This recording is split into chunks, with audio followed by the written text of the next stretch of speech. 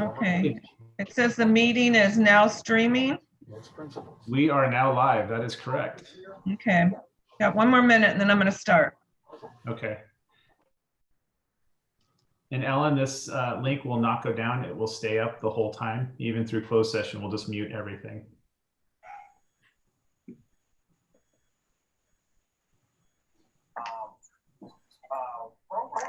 I'm on, but I'm muted. Can hear you.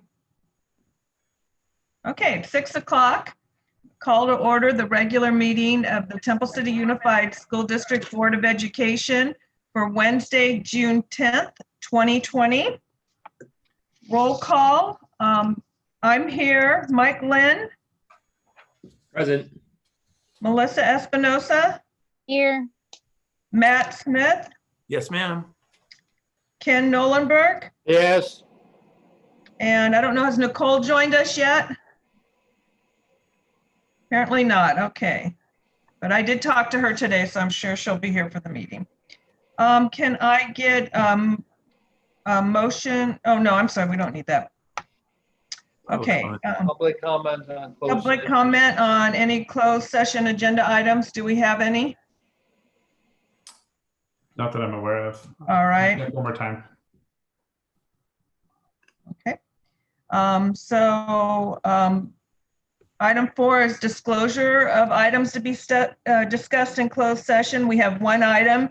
It's personnel matters, government code 54957, public employee appointment, discipline, dismissal, release. So can I get a motion to How about number adjourn to closed 3? session? How about number 3? Send for requests for email, public comments at Temple City. Well, that, yeah, I already asked for public comment and there wasn't any. Okay. So would someone like to make a motion to adjourn to a closed session? I'll make the motion. Okay, motion by member Nolenberg. A second? Second by Lynn. Second by member Lynn. Okay, roll call vote. Member Lynn? Yes. I'm a yes. Member Nolenberg? Yes.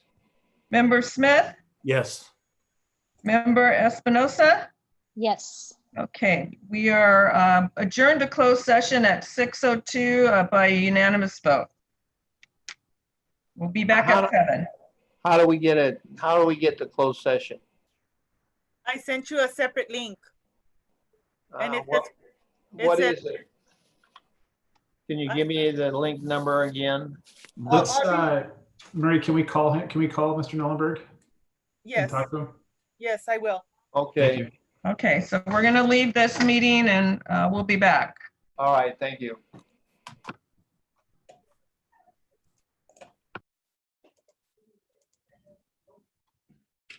And for those of you who are staying, we're going to maintain the streaming of this so everybody knows when everybody comes back. So if you want to mute video and mute your microphones, that would be fine. Just know that everything is being streamed publicly. Thank you. Josh, can you hear me? Yes, Matt, I can. And so I got a question if I want to leave this meeting to join the other, and it's yes or no. I'm not sure. Yes, you do. Leave this Okay. one, the email you got, you join. We'll let you right back to this one with the same link. Okay, great, thanks. If you have any questions, please call me. I'm happy to help. All right, thanks. Hi, is it going to be the same link at 7 for? Yes, the link will stay the Okay. same throughout the rest of this. This is not going to leave. If you leave this one, you can come back in on the same link. Okay, so everything will resume again at 7? Correct. Okay, thank you very much. Not a problem.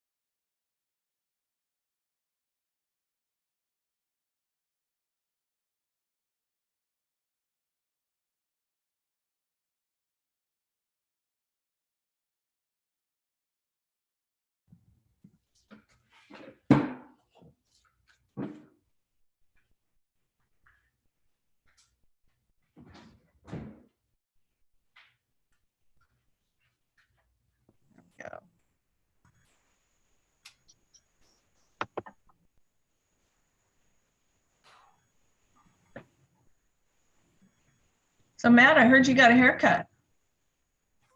How'd you hear that? Word gets around. My wife was having her hair done and her hairstylist came by, so we threw in 4. Good, good.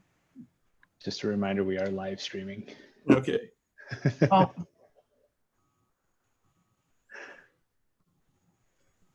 Happy to have one though.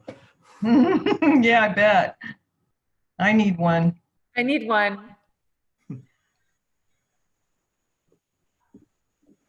What do we need? I missed that part. A haircut. Okay, so do I. That's 3 of us. Yep.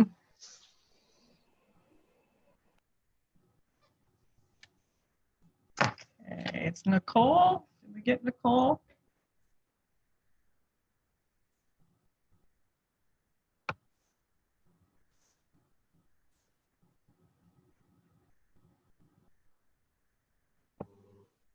We're at number 6 now. Reconvene to open session at, and then we have the time and we have to vote on it, right? Yeah, we will. At 7 o'clock, we will. All right, I'm gonna go mute. Okay.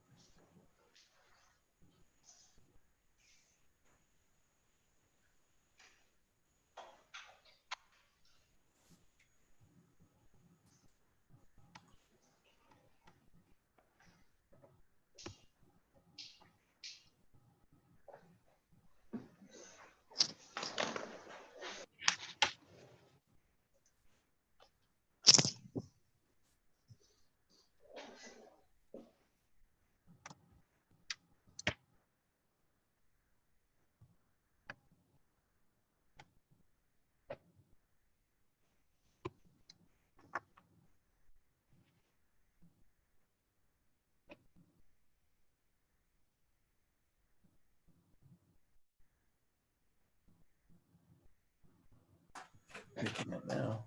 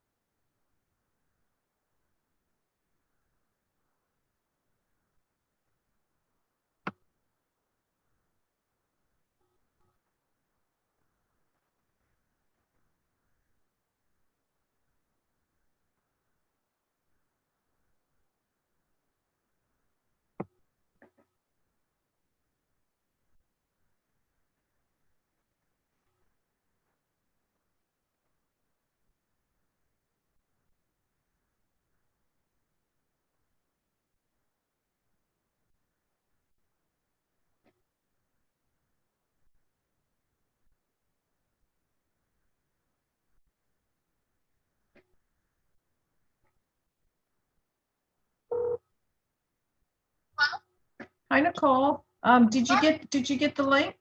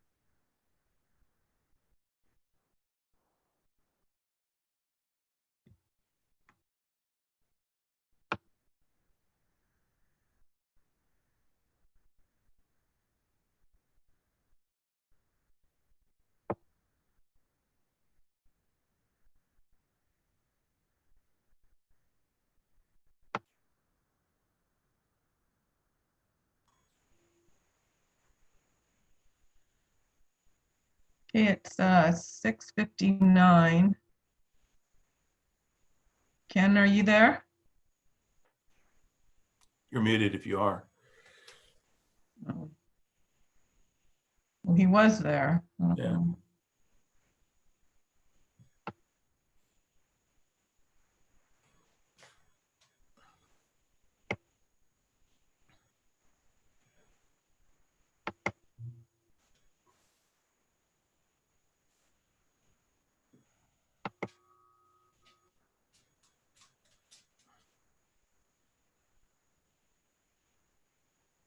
Hmm.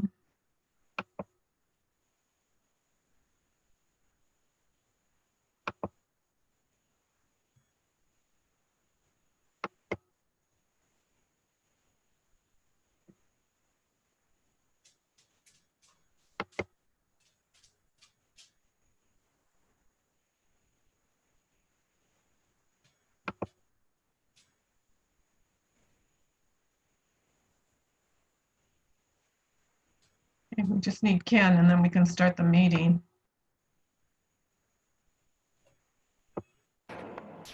Start the meeting anytime. Okay. All right, we'll reconvene to open session at 7:01 PM. Can I get a motion, please? I'll make a motion. A motion, I didn't hear who did that. Maybe if you could say your name. Nolenberg. I made a Nolenberg. motion. Okay, motion by member Nolenberg, second. I'll second. Second by member Espinosa. Okay, we'll do a roll call vote. I'm a yes. Member Nolenberg, Yes. member Smith, Yes. member Espinosa, Yes. and member Lynn. Yes. Motion carries 5-0. And for the record, our student board member, Nicole Lee, has joined us. So welcome, Nicole. This is our first meeting. Thank you. Announcement, tonight's meeting is being digitally recorded. And our next item is the Pledge of Allegiance. And I'd like to invite Nicole, our new student board member, to lead us in the Pledge of Allegiance tonight. Please stand. Put your right hand over your heart. Ready, begin. I pledge allegiance Allegiance to the flag Of of the the United States of America and to the republic For for which it stands, one one nation, under God, under God, indivisible, indivisible, and just. For all. Thank you, Nicole. Thank you. Okay, next is an announcement of actions taken in closed session. There were none. So we'll move on to item 10, which is a special recognition presentation. And I believe, Mr. Lohman, you're going to take it from here. I am, thank you. So thank you for inviting us here tonight. It's very, we always love when we get to be invited and we get our opportunity to speak. So Miss Kim, sorry, that's my 4-year-old. I don't know if you heard him yelling. That's Enzo. So I don't know if Miss Kim is here. I thought I saw her earlier. Oh, Miss Kim, you are here. Miss Kim, if you could unmute yourself. Okay. So Miss Kim's going to talk a little bit about two of our amazing students. We have Tiffany and Jacob with us tonight. I think I saw both of them. Tiffany and Jacob, if you could unmute yourself as well. And then Miss Kim's going to talk a little bit about your amazingness. So go ahead, Miss Kim. Well, good evening. Thank you so much for having me and also two of my lovely students tonight. It's such a privilege for you to recognize me and my students. This is something that I'm very proud of. Jacob Gong and Tiffany Tong has been selected as the top 7 finalists for the Congressional Art Competition. And we're in the District 27 with the Congresswoman Judy Chu. And there were over 110 entry submission from 18 different school districts. And I was just thrilled that our two very own of AP Art and Design students had placed. So when there was a virtual award ceremony, I was even more ecstatic that Jacob had placed honorable mention. There are 3 honorable mention, and our Tiffany Tong had placed first. And it's very thrilling to hear that news in the midst of all the things that's been going on. So Jacob's work will be displayed in Congresswoman's Pasadena office for 1 year, and he will be granted with $100 as a scholarship. And Tiffany will be receiving $1,000, and her work will be going to the US Capitol building in Washington. So that's really exciting. Typically, the first place winner would be traveling to Washington in June. But sadly, despite the fact that we have Tiffany who's the first place winner, due to the COVID-19, unfortunately, it's not going to happen this year for Tiffany. But I think that $1,000 will definitely help her with her tuition, which she will be attending to one of the fine art institutions. So I am very proud to introduce Jacob and Tiffany. They have prepared a short presentation to share their work, their progression, and definitely their winning entry. So it's going to be a short presentation. So I would hope that you guys will enjoy, and they have a little intention, their goals as to how they became an artist and where they're going to go from here, what they're going to be pursuing, and particularly their intention and the idea behind the winning entry. So Jacob, if you'd like to share your screen and give us your presentation, would be great. Okay. Hi, my name is Jacob, and I'm incredibly thankful to be here tonight. And so I'm just gonna wait. Okay. So can you guys see my screen? Yes. Okay. So I've been doing art for pretty much as long as I can remember, but it was really in high school that I started taking classes and trying my hardest to improve my skills. And so this is the winning entry. And these are just some of my other artworks. But so going back to this one now, and all of these pieces are part of my portfolio for the 2020 AP Art and Design. And my prompt was to express my feelings through my art and almost record my life in like a art diary. And I hope that my viewers can resonate. So this piece specifically, the winning entry, the title is Disorientation.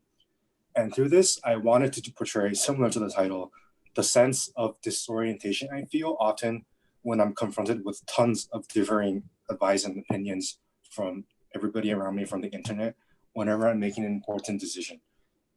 And so these are some of my other artworks. And I really wanted to bring attention to this piece. This is the last piece of my AP Art and Design portfolio. And through this, I really wanted to just record the end of my high school journey and the beginning of a new chapter of my life.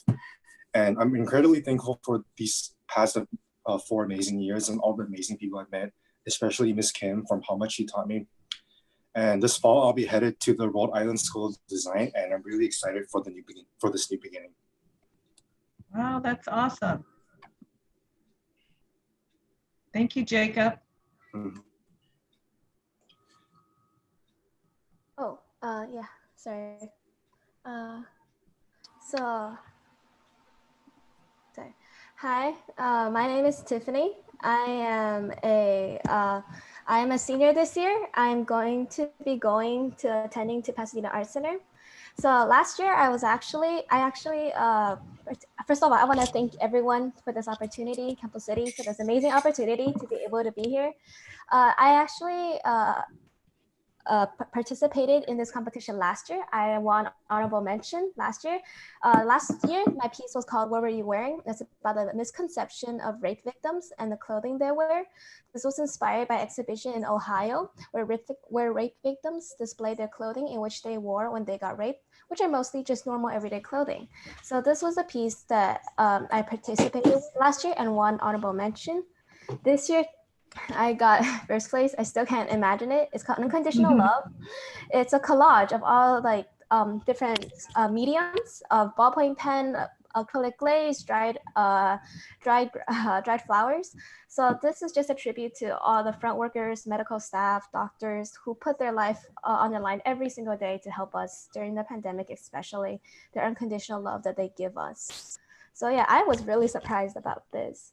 So I was in APSA for 2 years. This is my second year in APSA. Last year was called APSA, AP Studio Art. This year's called AP Art and Design. My style has changed a lot throughout the years. This was my style last year, much more traditional looking. And this year I've turned into a more digital style, into a more fun and playful style. And I'm trying to experiment with more mediums. So I'm going to be attending Art Center College of Design next year. And yes, that's it. Thank you, everyone.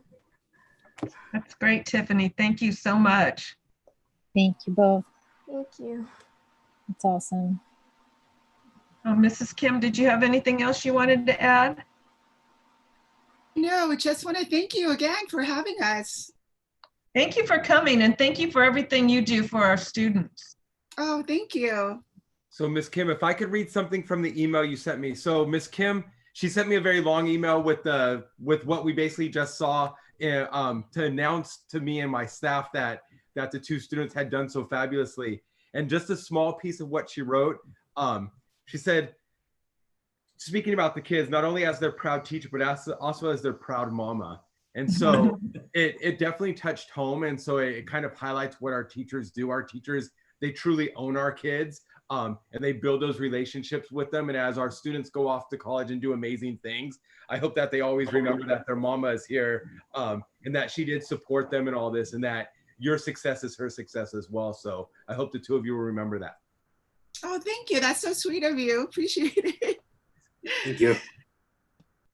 Yes, Yeah, thank I you think very it's a much. reflection. I think it's a reflection of how the quality of teachers we have. That 2 people from Temple City High School are awarded this prize. Thank you. Thank you, Kim. Thank you. And all the rest of the other people who are involved in helping this at home and other places. Thank you. Okay. Yeah, thank you very much. And next, we have another presentation from Temple City High School regarding the Renaissance program. And Mr. Lohman, are you going to? Sure, thank you. So Mr. Kidd and ASB, they put on this fabulous show every year. Show may be the wrong word, rally, assembly. And really it's our kids honoring each other. And so it gives them the opportunity to highlight where they're going, building on that college career, military path that and highlighting that at the end of each year. So Mr. Kidd and ASB this year, it was done much differently. Usually we're out on the field, we run through the Ram Tunnel. This year, because of COVID, it's all digital. And so I will let Mr. Kidd jump in. Mr. Kidd, you're up. Okay, let me also introduce Joseph Hinckley. Joseph, feel free to unmute. Joseph is next year's ASB Vice President. He was the one who volunteered to host the Renaissance Assembly this year. Joseph, I'll let you speak. Before I show you guys, we have a short video segment of what was went on during the assembly. But before I show that, or while I'm setting up my screen, Joseph, why don't you explain to them kind of how we planned it and what you guys did and how you changed it, I guess, to make it fit. Okay, thank you guys for having us at this meeting tonight. First of all, I want to say that we helped with the planning aspect of it, but all the credit should go to our wonderful Renaissance committee. They did most of the heavy lifting and planning everything out. The idea behind having the virtual assembly is we still wanted a Renaissance assembly that was as close as possible to what we would have done if the COVID pandemic had not happened. So our idea was we were going to have a live stream assembly, but in case people missed the live stream or they didn't catch it in time, we would also have a pre-recorded version of it that we'd post on YouTube. And we have that link if you guys would like to watch the entire assembly.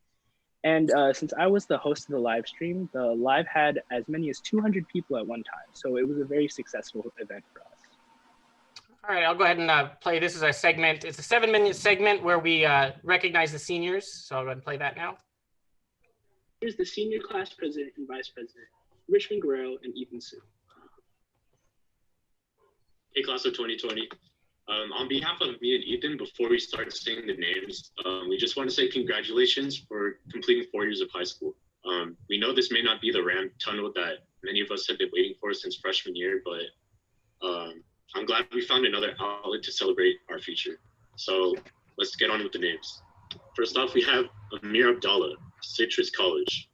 Sasha Allen, SDSU. Jasmine Ang, SDSU. Andrew Avila, Cal Poly Pomona. Lisbeth Barrera, PCC. Daniel Basilius, Cal State Fullerton. Alex Burstein, Soka University of America. Adam Vsaught, BYU. Bofan Kairat, UC San Diego. Gilbert Kai, Villanova University. Kevin Kai, UC Berkeley. Hannah Chavez, PCC. Philip Chi, Cal Poly Pomona. Andrea Chen, Purdue University. Eric Chen, Harvey Mudd College. Jia Len Chen, UC San Diego. Catherine Chen, FIT.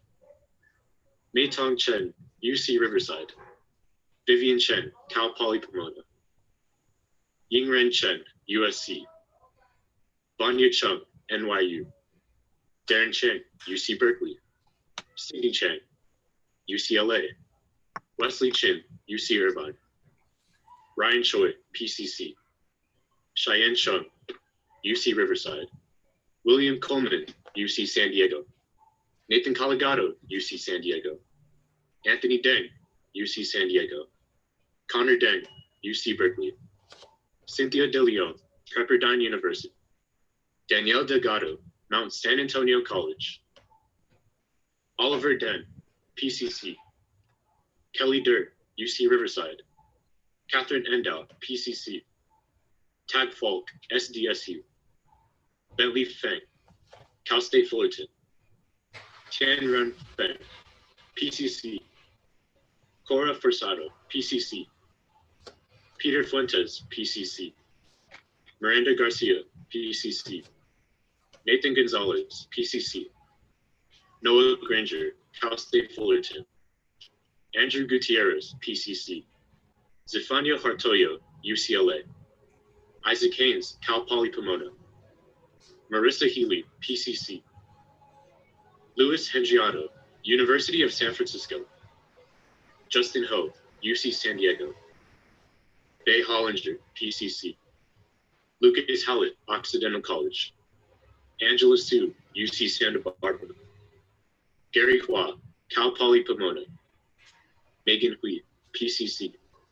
Kaylee Erstad, PCC. Victoria Isaac, PCC. Benny G, UCLA. Ziwen Jian, PCC. Jilu Kale, UC San Diego. Dexter Kale, Cal State LA. Abigail Kamal, Cal State Fullerton. Daniel Cao, UCLA. Sim Ning Cao, UCLA. Michael Kim, Emory University. Emerald Kwong, UC Santa Cruz. Serena La, UC Irvine. Patrick Lamb, UC Irvine. Joanne Lee, Cal State Fullerton. Derek Lee, UCLA. John Lee, UCLA. Jacob Lee, UCLA. Jasmine Lee, USC. Nathan Lee, UC Irvine. Perrine Lee, Cal Poly Pomona. Alex Lee, UCLA. Amber Liang, UC Irvine. Haiying Liang, PCC. Carissa Liao, University of Illinois at Urbana-Champaign. Catherine Liu, USC. Justin Lim, UC Berkeley. Joshua Lim, Cal Poly San Luis Obispo. Joyce Lim, UCLA. Giovanna Liu, UC San Diego. Phoebe Lowe, University of Portland. Matthew Lopez, Harvard College. Eddie Liu, UC San Diego. Cody Liu, Cal State Fullerton. Cameron Lee, Cal Poly Pomona. Trixie Mabunga, PCC. Patricia Magdalene, PCC. Haley Matarazzo, APU. Michael Miyashita, UTI. Ashley Mock, UC San Diego. Kayleen Molina, Cal State Fullerton. Emily Morales, UC Irvine. Charmaine Nige, UCLA. Sean Penn, Harvard College. Ivan Peng, UC Naval Academy. Patricia Peng, UC Santa Barbara. Anthony Perez, UC Irvine. Devin Pitts, PCC. Wei Chi, UC San Diego, Jacqueline Rivera, California Baptist University, Taylor Rose, Cal State Long Beach, Joy Sen, PCC, Tiffany Santiano, UC Irvine, Haley Shore, PCC, Anu Sigi, UC San Diego, Gary So, USC, Lexington Snagnor, Cal State LA, Jason Sutija, UCLA, Kelly Tao, UC Riverside, Sharon Tao, NYU, Elena Kai, Cal State Long Beach, Felicius Chong, PCC, Tiffany Tong, Art Center College of Design, Jeming Topalinian, NYU, Chloe Tran, USC, Huang Tran, Cal State Fullerton, Katie Tran, Cal State Fullerton, Peter Trey, University of Laverne, Johanna Tsai, Cal Poly Pomona, Danielle T, Biona University, Zina Wu, PCC, Wilson Wen, UC Berkeley, Brandon Wang, Cal Poly Pomona, Nathan Wang, Cal Poly Pomona, Xingchen Wang, UC Merced, Edmund Wong, Austin College, Matthew Wong, Cal Poly San Luis Obispo, Michelle Wong, UC Irvine, Cheng Wei Wu, PCC, Linia Wu, UC Riverside, Samuel Wu, UC San Diego, William Wu, Cal Poly Pomona, Andrew Xiao, UC Santa Barbara, Elisa Xu, UCLA, Elena Xu, UCLA, Penley Yang, Tsinghua University, Jennifer E, UC Irvine, Joey E, UC Irvine, Vicky, PCC, Eliana Zillian, Cal State Fullerton, Mary Zhang, Cal Poly Pomona, Megan Zhang, Emory University, Shirley Zhang, University of Pennsylvania, Catherine Zhao, PCC, Kaylee Zhang, Cal Poly San Luis Obispo, Sunny Zhao, UC Riverside, Jason Zhu, UC Irvine. Thank you, seniors, and congratulations for your achievements. We made it. Joseph? Congratulations, seniors, and thank you, Richmond and Ethan. So that was just the one segment that we did. One of the things you didn't see in the video is during the live presentation, scrolling was all of the comments of everybody watching. And so as we'd read names, everybody would kind of cheer and say a bunch of things. So it was a really fun experience. So Joseph, do you have anything else to add? No, I think I'm good. Actually, one more thing. I want to thank all the people that had performances that really made the assembly feel more natural. I'd like to thank Sean Sui, Amir Abdallah, and Joey Liu for having wonderful performances during our assembly. And that's it. Thank you. Thank you. Thank you very much. I watched the whole thing and it was very good. I might add, we also had, I think, 10 students that are going into the military. And I forgot how many students, but several that are going on to playing collegiate sports. So I think we all have a lot to be proud of at Temple City High School. We have excellent students and great teachers who prepare them for this. So congratulations to everybody. Any board members want to add anything? Okay, well, thank you very much, Mr. Lohman, and thank you, Joseph, and Mr. Kidd, and we look forward to seeing you all on August 7th, where we're going to celebrate the senior class even more. Okay, I think it reflects the quality of our teachers too, because they all those schools that are listed are pretty good schools. All right, thank you. Okay, thank you. All right, next we'll move on to item 11, which is public comment on agendized and non-agendized items. Is there any public comment? Nothing new has come in. I didn't see anything. And I haven't received anything. All right, if not, we'll move on to item 12, which is the community update. Tonight is the last night of Wednesday Night Lights. So at 8:20, which is 2020 military time, the lights will be on for 20 minutes at Temple City High School. And although this is the last night, we aren't forgetting about the class of 2020. We're going to be working really hard to put together a memorable graduation ceremony for them, which will take place on August 7th. Also, I wanted to remind everybody that the budgets for school districts are not looking very good right now.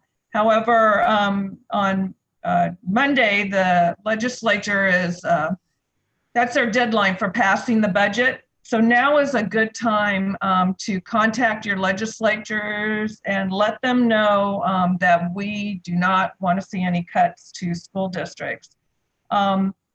Again, in the last meeting on the agenda, CSBA, there was a link where you could just go to the link, you put your information in, and it'll send the letter automatically.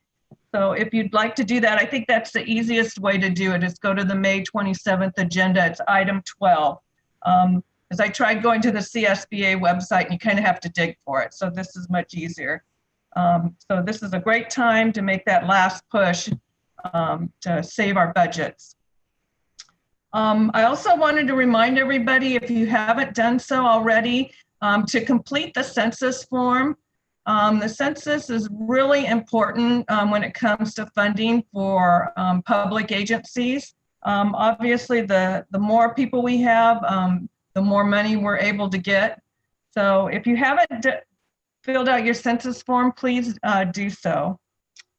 And the last item I have is a couple weeks ago, we all witnessed a tragic event.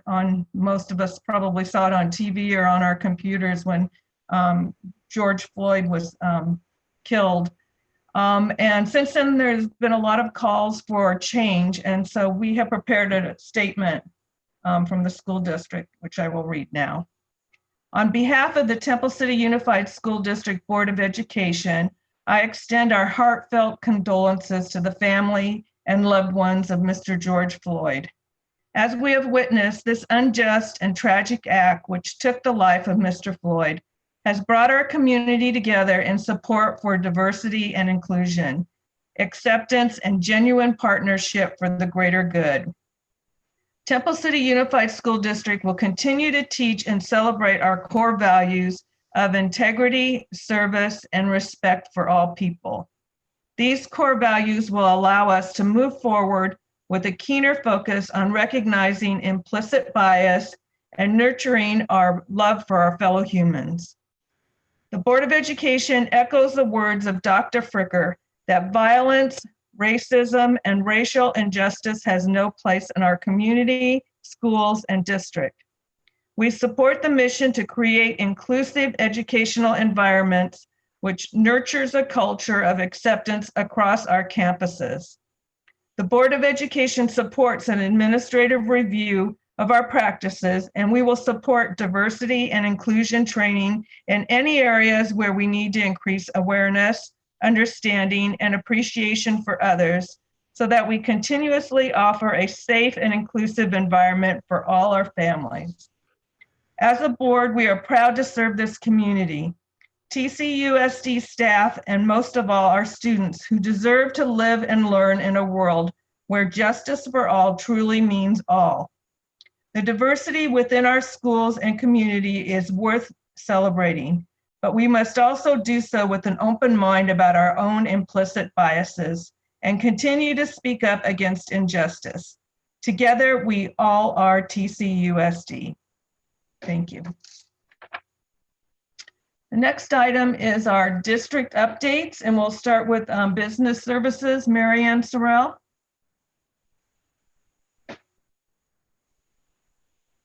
You're muted, Mary. Oh, there you go. Thank you. Good evening. Fiscal Services continues to work on developing the 2021 budget. Although much discussion is underway in Sacramento in regard to the educational budget, LACO, School Services, and FCMAT are strongly recommending that district budgets are based on May revise, and we can definitely expect changes and revisions throughout the summer. A meeting was held last week with La Rosa staff and the district's consultant to discuss staff concerns about environmental issues at the site. Ben Kohlmeyer from Forensic Analytical Consulting will be presenting to the board later this evening, and he will be providing a status update and review of next steps. Today was the last day of serving meals to students for the summer, and I would like to thank Marisol Cortez, the Director of Food Services, and her team for a great job taking care of our students during this most difficult time. I would also like to thank the many volunteers that came out to assist in serving families each week. Thank you.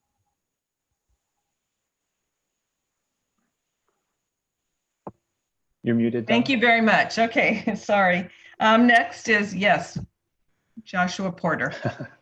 Ed Services, thank you, is in the process of, we're trying to compile, we're going to gather all the information and compile a list of summary of accomplishments for each of the school sites in the district office. This includes school, student achievement data, individual accomplishments, clubs, and whatnot. We're going to try to bring that together and we're working with our principals and directors to get something together in the next couple of weeks here. We also continue to work with our business services department on a plan to maximize classroom capacity moving into the fall of 2020, this coming year. We've completed our evaluation of the classrooms and right now we're preparing our next steps on what we need moving forward with that. This week, we also began building a list of year-end checklist for our facility needs. This is just us providing input on the beginning of like what we would need for the beginning of the year to move forward and continue to support a safe learning environment as we look into the challenges that are ahead of us with this pandemic. And then lastly, I just personally wanted to take a moment to thank Lori Bryden, who works in Ed Services as an administrative assistant there, and she is retiring and she's done a great job and has been a very big support of me and everything we do in that department. I just really want to thank her for all of her time and effort and dedication to the district. And that's it. Okay, thank you. Next is Personnel Services, Monica Makovitz.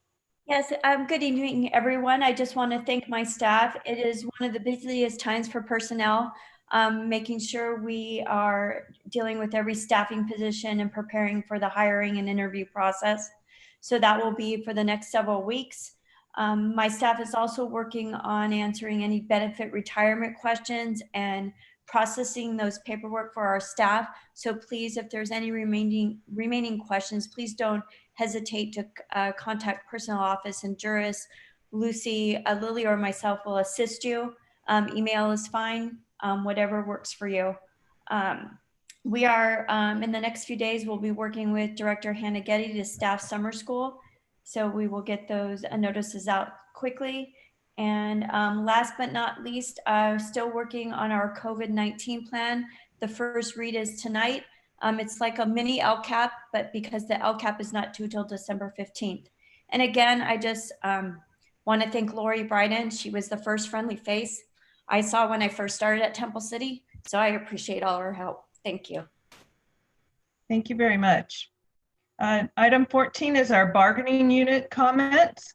Temple City Education Association, Ellen Laughlin, do you have anything tonight? Yes, hi, can you hear me? Yes. Okay, I just wanted to thank site administrators for the tremendous effort they put out this year, particularly these last 3 months. Please realize that Richard, Chris, Myra, and Susan are all first-time principals. And I believe we have 3 first-time assistant principals, Annie and Jessica and Ben.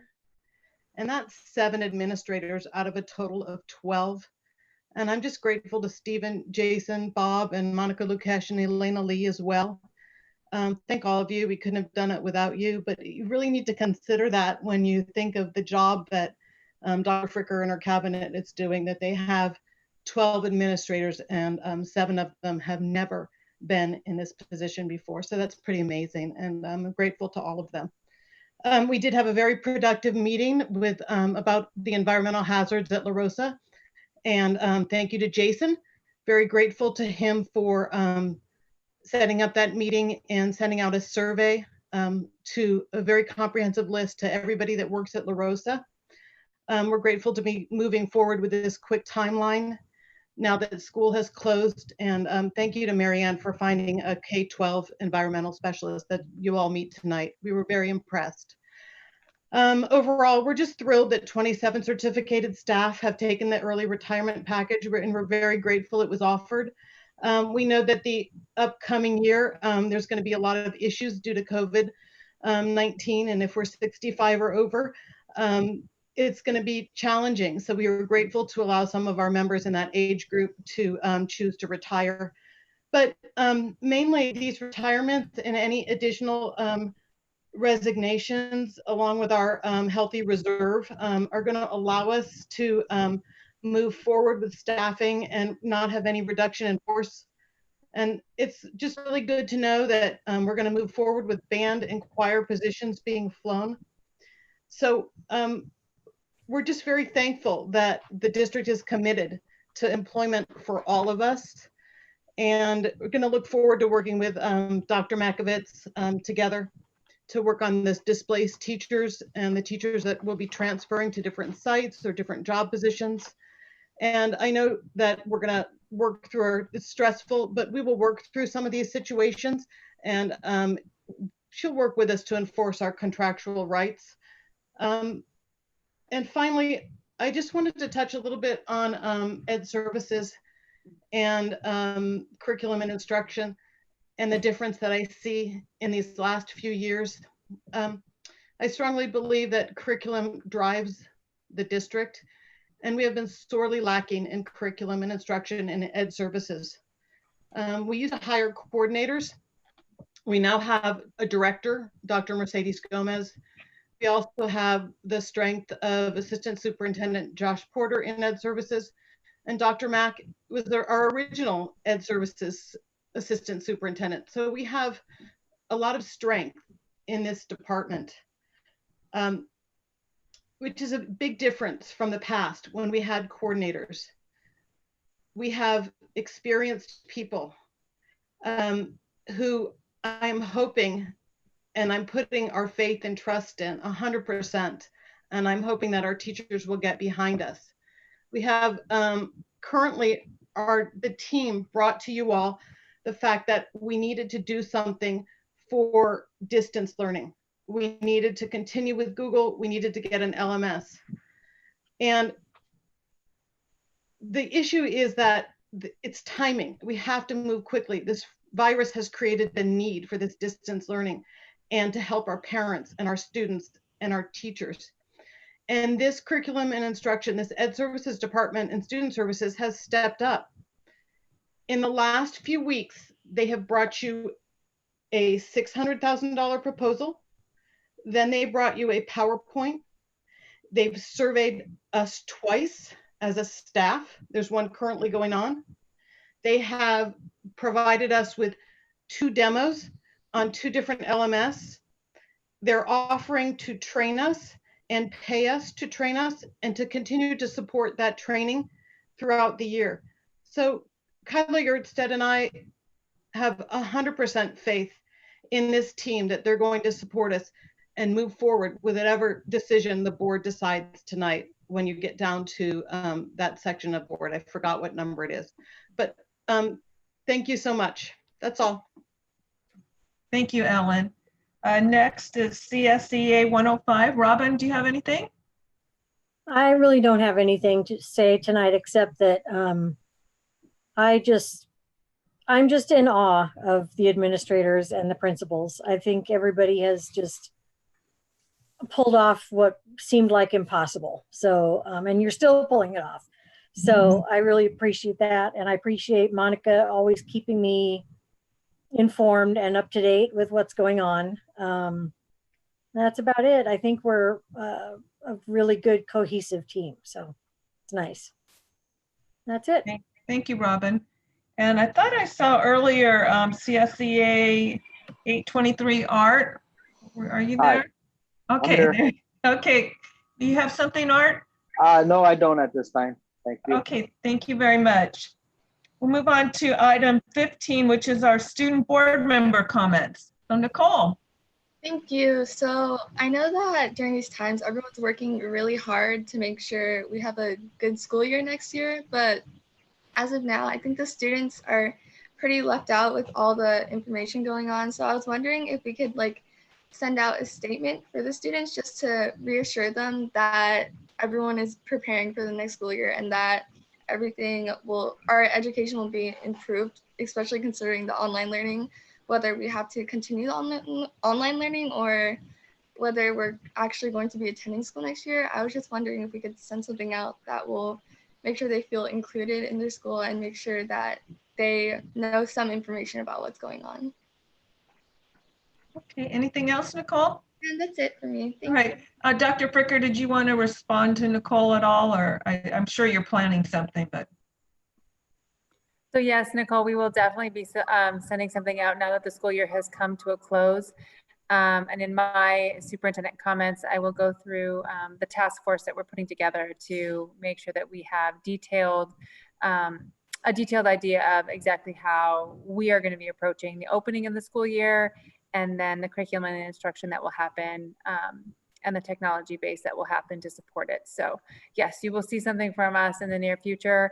And as we transition from the end of the school to the opening of school, you'll see that coming out in the messages that we continue to send out from the superintendent's office. Thank you so much. You're welcome. All right. Item 16 is board member comments, and tonight it's Melissa's turn to go first. Hi, everybody. From our last meeting, I did take a webinar that was offered by the CSBA entitled Supporting Students' Wellbeing from Afar.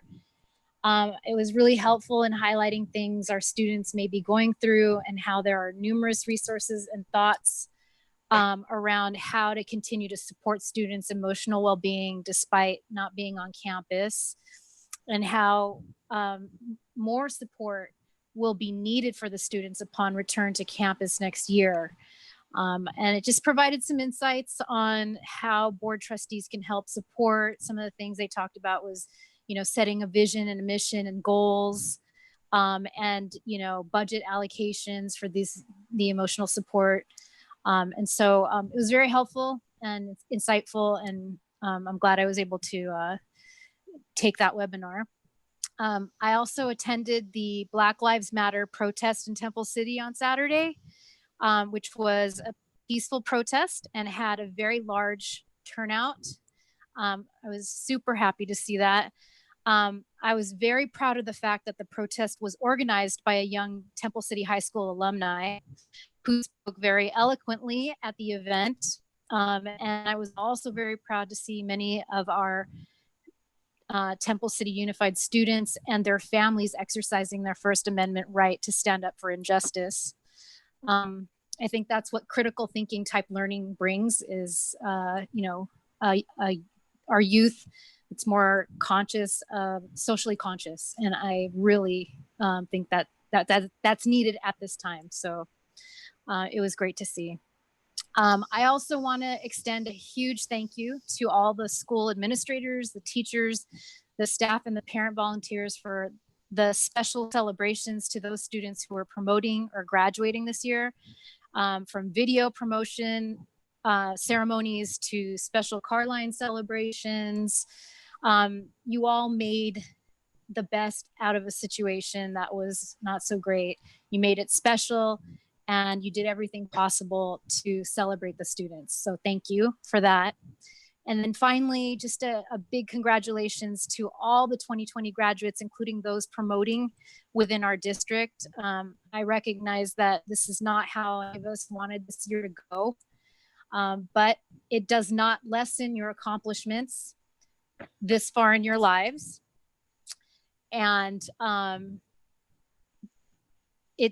we celebrate you along with your families for all the accomplishments and wish you the best of luck in your next adventure. And I propose to the board, and maybe I have to do this later, but I'll just bring it up now anyway. I propose that the board members, if we could put together our own personal messages to our 2020 grads and put it in a video message and have it put together and publish it somewhere where the grads can see it. And that's all I have for tonight. Okay.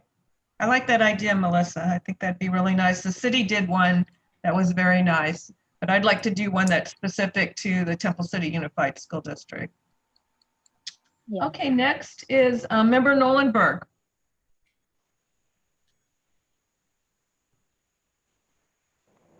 Yes, I'm here. I just like to thank all the students and their accomplishments, and especially the high school presentation that came off so well. And the two things that they stressed. I think that the school district still has a good reputation, or has earned a good reputation, and continues to grow with all the problems that are outside. And I thank everybody for all their contributions. Thank you. That's it. Okay, thank you very much. I'll go next. First, I want to thank the Temple City Schools Foundation for their donation to our district. I'd like to thank the Temple City High School Grad Night Committee. These parent and community volunteers started working over a year ago to provide a grad night event for the class of 2020. And like everything else this year, it was upended by the COVID-19. But they got together, and with the money that they had raised so far, they purchased some nice gifts and gave them out to all the seniors last week. And so I think that was a real nice thought of them to do that. And hopefully that made the seniors feel special, even though they don't get their grad night this year. I attended all the 6th grade promotions at Longden, Emperor, and Cloverly, and also the promotion at Oak. And all the schools did a great job of making the students feel special. So congratulations to everyone involved in that. I watched the Brighter Side Extravaganza, both nights of it, and that was really fun. They did it virtually, and all the students performed from their homes, and then they put it all together. They had a few technical difficulties the first night, but then they worked it all out. But it was really fun to see what talented kids we have here in the school district. Normally, this is a fundraiser for them, and they sell tickets. Obviously, this year they weren't able to do it, but I'm sure they'd be happy to accept your donation if anybody would like to donate to them. I participated in a webinar by Lozano Smith, which is the attorney for school districts, and they were talking about budgets and staff. And they spent a lot of time talking about offering retirement plans to employees. And it just made me think I'm so grateful that actually, I think it was Dr. Lynn who came up with the idea to pursue that, because it's really put us in a much better position than a lot of other school districts. And the employees appreciated it also. So it was a win-win for us. On Monday, I walked down the street and I saw the Oak Avenue caravan go by. All the teachers and staff from Oak Avenue drove throughout the entire city, honking their horns and waving to all the students, present, past, and future. That was really fun. And finally, I want to thank again all the retirees. We're losing some of the best teachers we've ever had and some of the best staff. And however, being a retiree myself, it's a great life, and so I'm very happy for them. But I also it's a little sad to be losing them, and I just wanted to thank them for all their service to the district. Okay, next is Dr. Lynn. Thank you, Donna, and good evening, everyone. Welcome, Nicole, to the school board, and thank you again, Nicole, for representing the voice of all our students. I want to congratulate our National Congressional Art finalists, Jacob Gong and Tiffany Tong, for your exceptional creativity and artwork. Also, thank you, ASB, for showcasing the Renaissance Committee in honoring and recognizing our high school students for their achievements and matriculation college. Great job, Joseph Hinckley, for coordinating this year's Renaissance Assembly. Also, great kudos to all our outstanding teachers, staff, and administrators for a job well done this year to wrap up a very challenging school year. Congratulations to the students who are promoting. No matter what the setting and how we were able to do promotions, we are very proud of your accomplishments. And finally, in the last couple of weeks, we have seen civil unrest and protests across the country and cities around the world. I would like to add to what Donna shared earlier. We have heard the anguish and see the pain. And with empathy, we need to align ourselves to unconditional love and focus on the sanctity of human life. We also need to condemn the violence, aggression, and microaggression of racism and discrimination, as well as confront the issue of privilege. Public education plays a vital part in raising children morally grounded pillars of society. Our democracy depends on multicultural awareness and equal opportunity. We have a moral and ethical duty to our students and community to have zero tolerance for racism, xenophobia, bullying, and bigotry in any of our schools. The board prohibits any district school or school activity, unlawful discrimination, harassment, intimidation, and bullying targeted at any student by anyone based on the student's actual or perceived race, color, ancestry, national origin, ethnic group identification, age, religion, marital or parental status, physical or mental disability, sex, sexual orientation, gender, gender identity, or gender expression. And in quoting Dr. King, the arc of the moral universe is long, in this case, centuries long, but it bends towards justice. Injustice anywhere is a threat to justice everywhere. We will, as TCUSD, defeat ignorance with education and conquer hate with love. Thank you. Thank you, Dr. Lin. Next, Board Member Smith, last but not least. Okay, thank you. Am I unmuted? I forgot now. Let's see. Yep. Okay, let me go ahead and get started. First, I want to also congratulate Tiffany Tong and Jacob Gong for being National Congressional Art Finalists. I don't know if anybody's ever been to Washington. There is the congressional building where most of the congressmen have offices is across the street from the Capitol, and there's an underground tunnel. And along the walls of that tunnel from the congressional building to the Capitol, they have all of the student artwork for that year put up there, has their name, where they're from, and who their congressperson is. So that's something that I think Tiffany can look forward to, and she'll probably be receiving pictures from time to time of friends and family who may have stopped there and visited and got their picture taken with her artwork. So I want to congratulate her for that, as well as Jacob.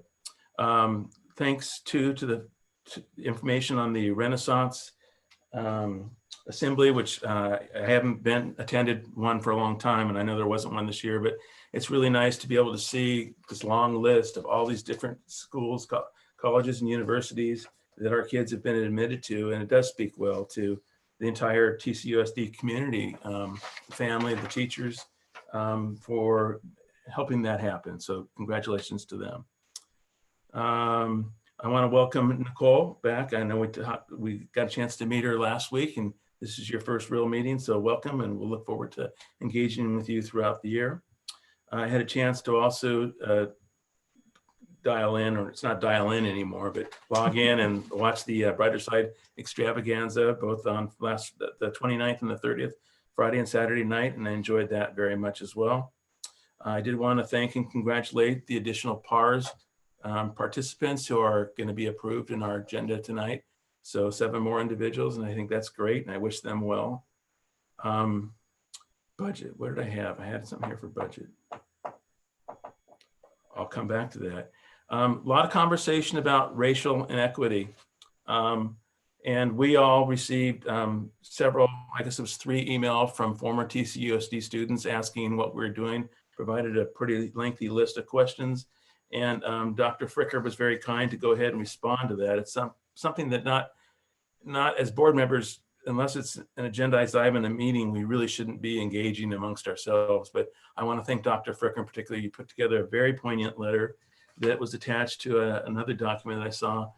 And I was actually going to read it, but I won't, just because Donna read one similar and in the sake of time. But anyway, very well done, and thank you so much. I will also say that we received a CSBA bulletin on the 8th, which I guess was Monday, and also talking about racial inequity. And I will read this one sentence or two. It says, CSBA's equity statement says that effective school boards are equity-driven, making intentional governance decisions that combat institutional discrimination and bias, both explicit and implicit. That is why we have made available a number of governance briefs and sample policies on their website. So at the end of the meeting, when we talk about future agenda items, I'm going to ask that we consider approving the board policy on the equity need for inclusion. Sorry, I've got a lot of papers in front of me right now. Oh, okay. So let's get on to promotions and graduations and whatnot, and really the sharing of information from all the school sites. I do want to highlight in particular Longden and Chris Holmes. He puts out a weekly message to all the parents and includes us. And I always enjoy seeing what's included in that. They've made a special effort, the counselors there, to reach out and touch families in need of social and emotional support. And that's great. I also noted at our last board meeting, I forgot to mention this, but hearty congratulations go out to Monica Lukesh, who is a proud new mom. She had a baby boy about 3 weeks ago, and his name is Conrad Warren, and I happen to know the middle name is Warren because that's my name. But she's enjoying herself, and it can't be enough said about the thrill of being a new parent. Also wanted to give kudos to Myra Rudell and the staff from Emperor on the wonderful video they put together and they sent out ahead of the drive-through event. But they had words from many of the students who shared various things, as well as I think probably the entire staff. And it was very nice as well. I did have a chance to run down to the corner of my street and see some of the Oak teachers drive by for their promotion. I thought it was nice. They put out a pretty detailed map and approximate times of where to be, when to see them. So that all went out real well too.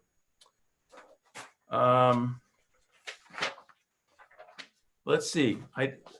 I do want to, I really truly do appreciate everything everybody's doing. A lot of people throughout the district have been working very hard, long hours.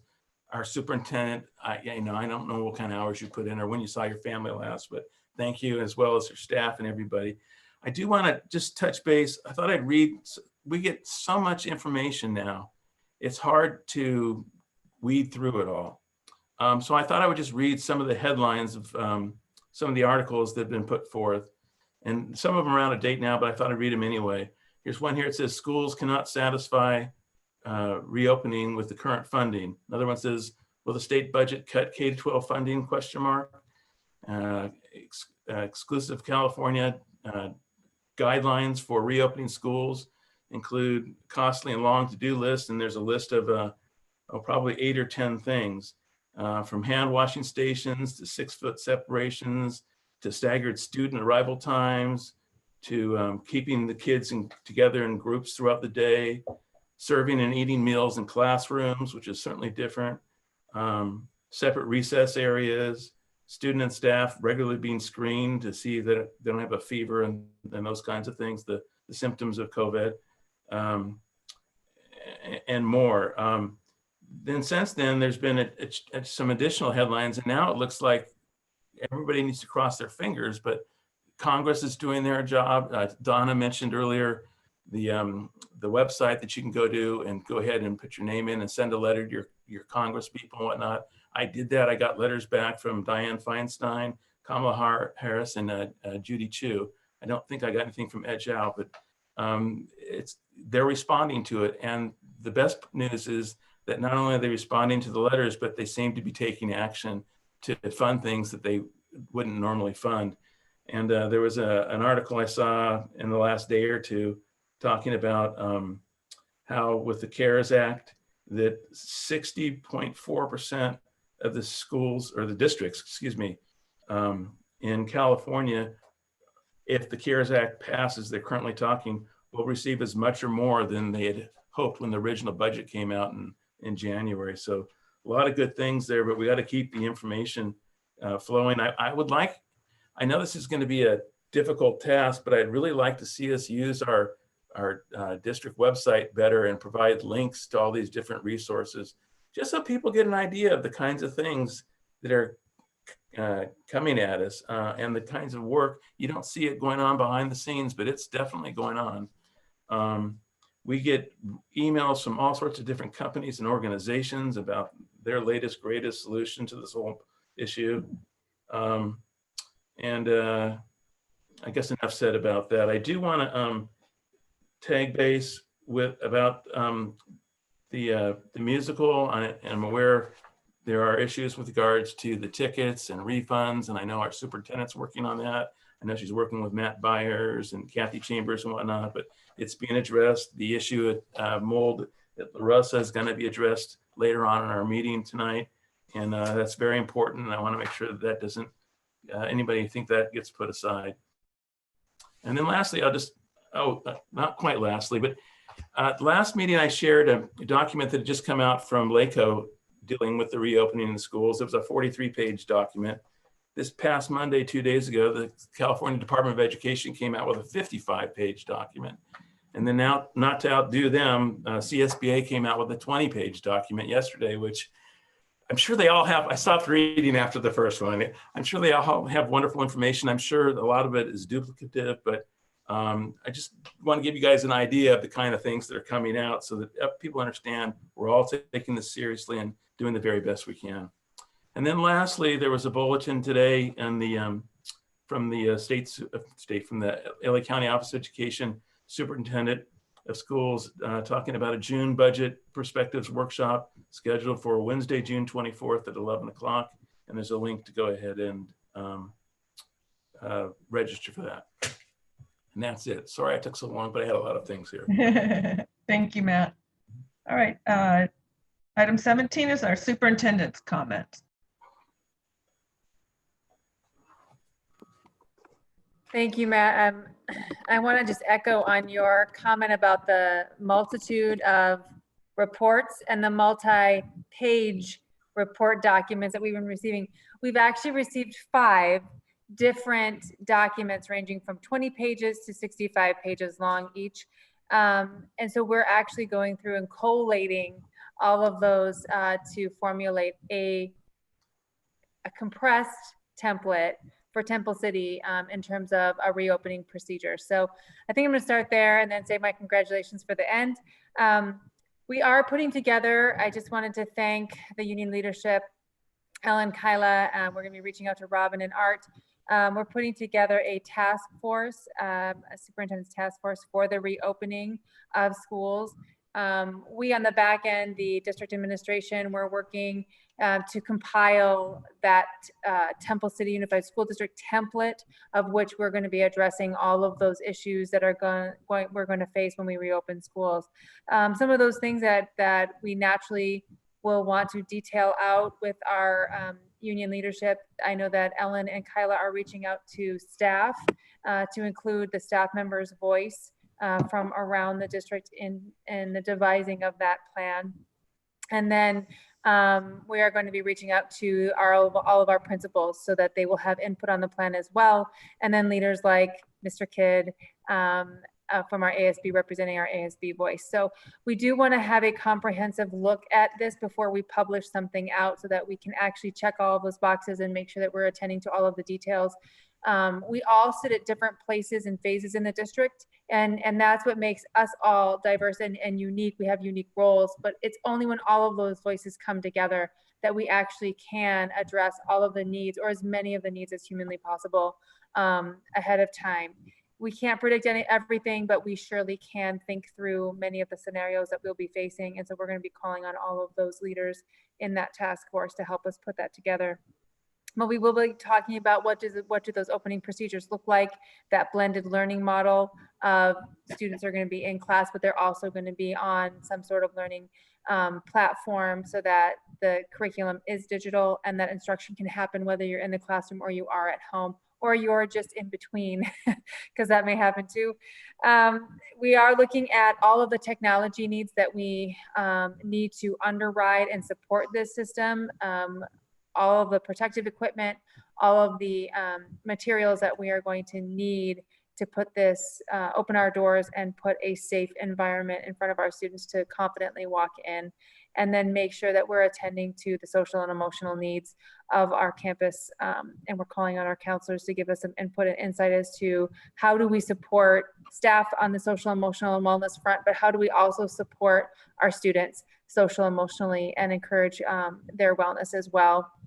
And make sure that they have the caretakers on our campus or in access points around the community so that should they need assistance should they be having difficulty, should they be feeling trauma of any sort.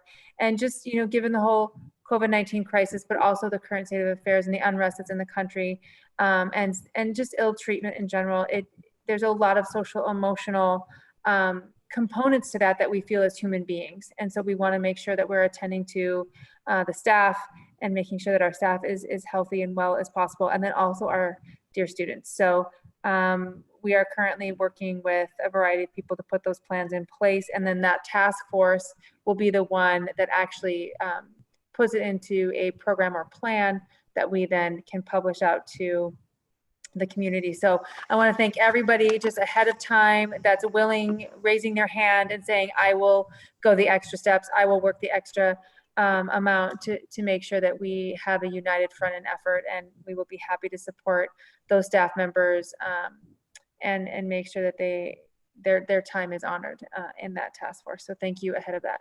I also want to thank Mr. Kidd and Mr. Lohman for your presentations this evening. It's so nice to see all the amazing things that our students do, and it's refreshing to know all of the accomplishments and where they're going when they go on after they leave our doors. And so we wish them well, but we always will be here for a big support and a safety net should they ever need to come home. You're always welcome to come home. So we wish the best for them on their journeys and their travels that lay ahead of them. And I just can't imagine all of the amazing things that they're going to do in their lives. With that, the end of the school year and the promotions, it's always a happy time. It's a time to celebrate, but it's also a sad time because we have to say goodbye and we move on to that next chapter. For those staff members who are taking the PARS incentive, their retirement incentive, we will miss you dearly. So come back and visit, but I'm sure that they will have, you know, special events and things that they want to accomplish in that next chapter of their life, but they will not be forgotten. As soon as we can come back together, we're going to have, Monica is already planning celebration for them when we can invite them back and we can have the proper celebration of their retirement. So don't go too far because we're going to be calling you back. And then to all of our seniors who are graduating, just congratulations. And, you know, you are the best and the brightest. And so we are so very proud. I do want to thank all of the staff members, the teachers, every single staff member who is in this district has a contributing effort to our goals and what we want to achieve and ultimately what kids get to achieve in our district. And we truly cannot do it in isolation. We all have to work together to accomplish that. And it is truly a wonderful staff to be a part of. So I want to thank you all for all that you've done, especially in these end months, and just being, you know, willing to have conversations and willing to be courageous and willing to carry forward in your given role. So I do appreciate that. And then finally, as the school year closes, you will see continued information coming out from the district as we make our next plans. So stay tuned. I just want to thank curriculum and instruction, and I also want to thank student services, Miss Mercedes Gomez and Miss Hannah Getty. They have pulled some tremendous hours in making sure that our students are well attended to and that our teachers have resources and tools that they need to get us through the end, and they will continue to do that over the summertime. And then on the special education side, Dr. Tamar Katarayan has been a tremendous support this year. We are going to continue our focus as we have last year on inclusion, access, and equity, and make sure that all of our students truly have the abilities and the tools that they need to achieve the highest levels that they can. So that is our commitment, our pledge to all of you as we close the school year, and we will work diligently to make that happen. So anyway, that's it for me. Oh, I just want to say one more thing. Dr. Fricker has a birthday coming up in a couple days, so happy birthday. Take the day off, don't work. Relax a little bit. I'll try. Okay. Moving on to item 18 is written communications. As Mr. Smith mentioned, we did receive 3 requests for action plan, and Dr. Fricker responded to those. So thank you very much for that. On to discussion information items. Our first one is administration. Item 19, a musical update.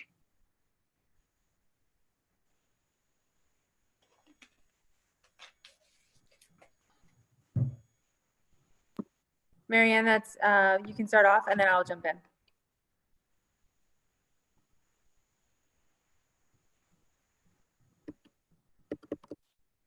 Marianne, are you muted? Yes, but Marianne, can you hear us? Yes, I finally got it to unmute. Sorry, it wasn't letting me there for a minute. I know. Good grief. So give me a second. I'll try and get this up for you.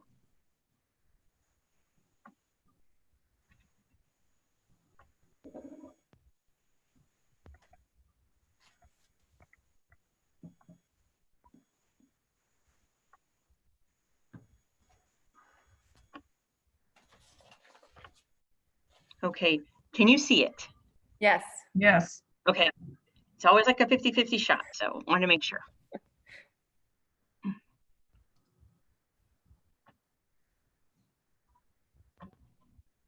Okay, so this presentation is a summary the board has asked before to get a little bit of information, pardon me, about the different events that have been happening at the Mission Playhouse. So I have it broken up based on ASB information, based on the ASB computer system, ASB Works. And then I have information about district contributions toward these events and also donations that have been received from the foundation. What I can't share with you because I don't have access to it at this time is anything that the Booster Club may have or anything related to them. I don't have that for you right now. So this first slide is the holiday concert. So the ticket sales were $5,387.59, and then we have detailed out the expenses for the music, dry cleaning, dry ice backdrop rental, and then there was a transfer of $1,625 to the Brighter Sides travel account. And so the ending balance at the end of this event was $1,424.51. And the ticket sales include $202.59 from a prior year carryover. The next one we're looking at is the dance concert. So again, there's the ticket sales of $9,117, and the expenses are props, programs, and lighting.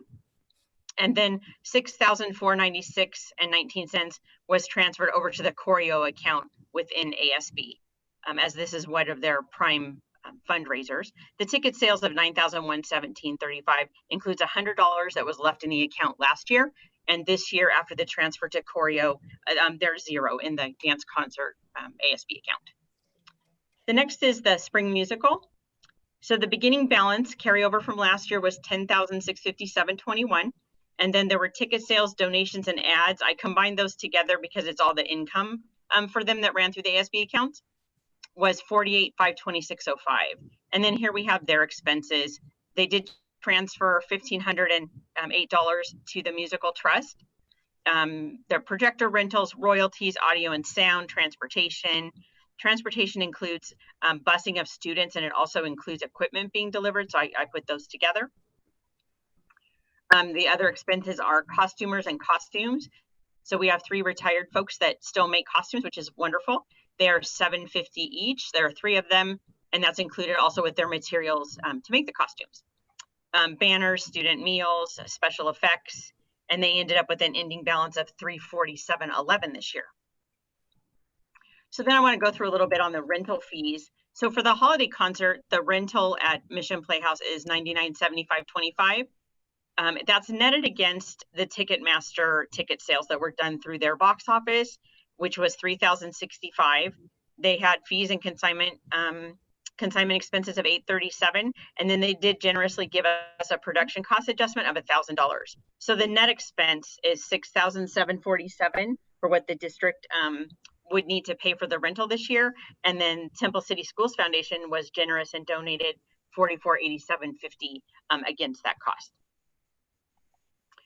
This is the rental fee. It's got 2. At the top, we have the dance concert. So the rental was $10,605. Ticketmaster proceeds $4277. Again, there are fees. They gave us a production cost adjustment there as well. The net expense was $6354.62, and the foundation donated $4,803.75. And then I squeezed the spring musical there at the bottom. The rental would have been $40,230.75, but they waived 100% of that due to the COVID situation. These are expenses paid directly by the district related to the musical, and they are primarily stipends. So the left-hand column tells you the specific role as defined in the contract. The middle column tells you the staff member, and then the last column tells you the amount of the stipend. And the total for that is $18,353 that's coming from the district. And Kim, I think I'm turning it over to you now.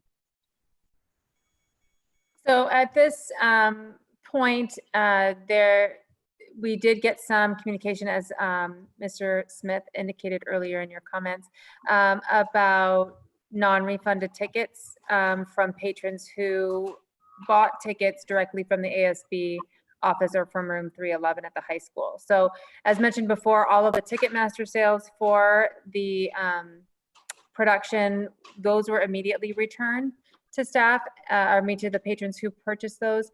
And then any of the students who were going to go to the Thursday matinee day field trip, those were returned as well.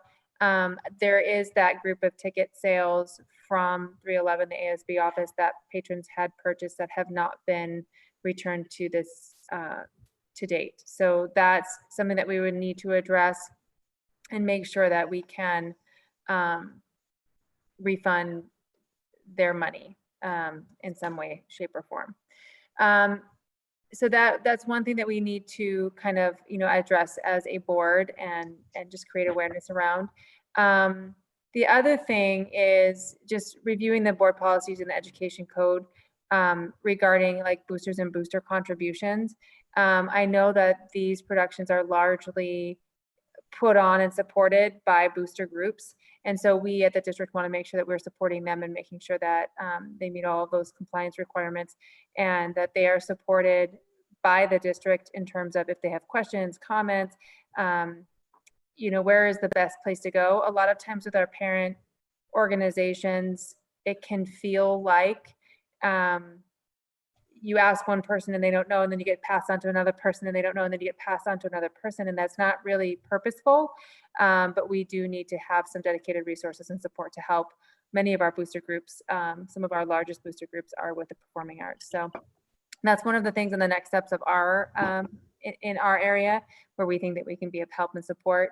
I would like to, kind of meet with the booster groups and the leadership teams just to make sure that I understand their needs. And I don't want them to feel like the district is not supportive of the many programs that they do support across the district, from athletics to arts to robotics competitions and things of that nature. So that will be something that I look forward to during the summertime and early fall, is meeting with those groups and truly understanding what they do and how they support our programs.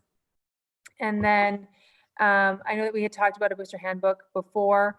That's something that we want to kind of tailor to Temple City Unified School District, and then provide as a resource and a support for those groups.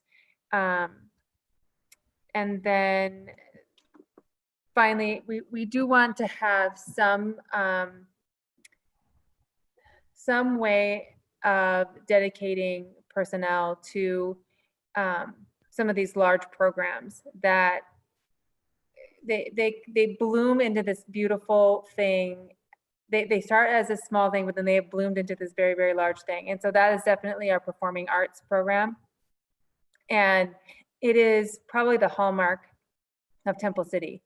It's widely known and it's well renowned. So, and even watching Newsies, it was such a thrill to actually get to see the performance that was captured on video by our well-known Jerry, photographer of all. But it truly was an amazing spectacle of a performance, and to see that you can have many avenues of an educational system coming together to produce one amazing product, it is really a testament to the people who do it. And so, and looking at my team and how do we support them, I know that we prior have talked about like a director of enterprise or risk management, and just having a dedicated person work with those partnerships, create those partnerships, make sure that we are being compliant and protecting the people who are fundraising and dedicating their time and volunteering.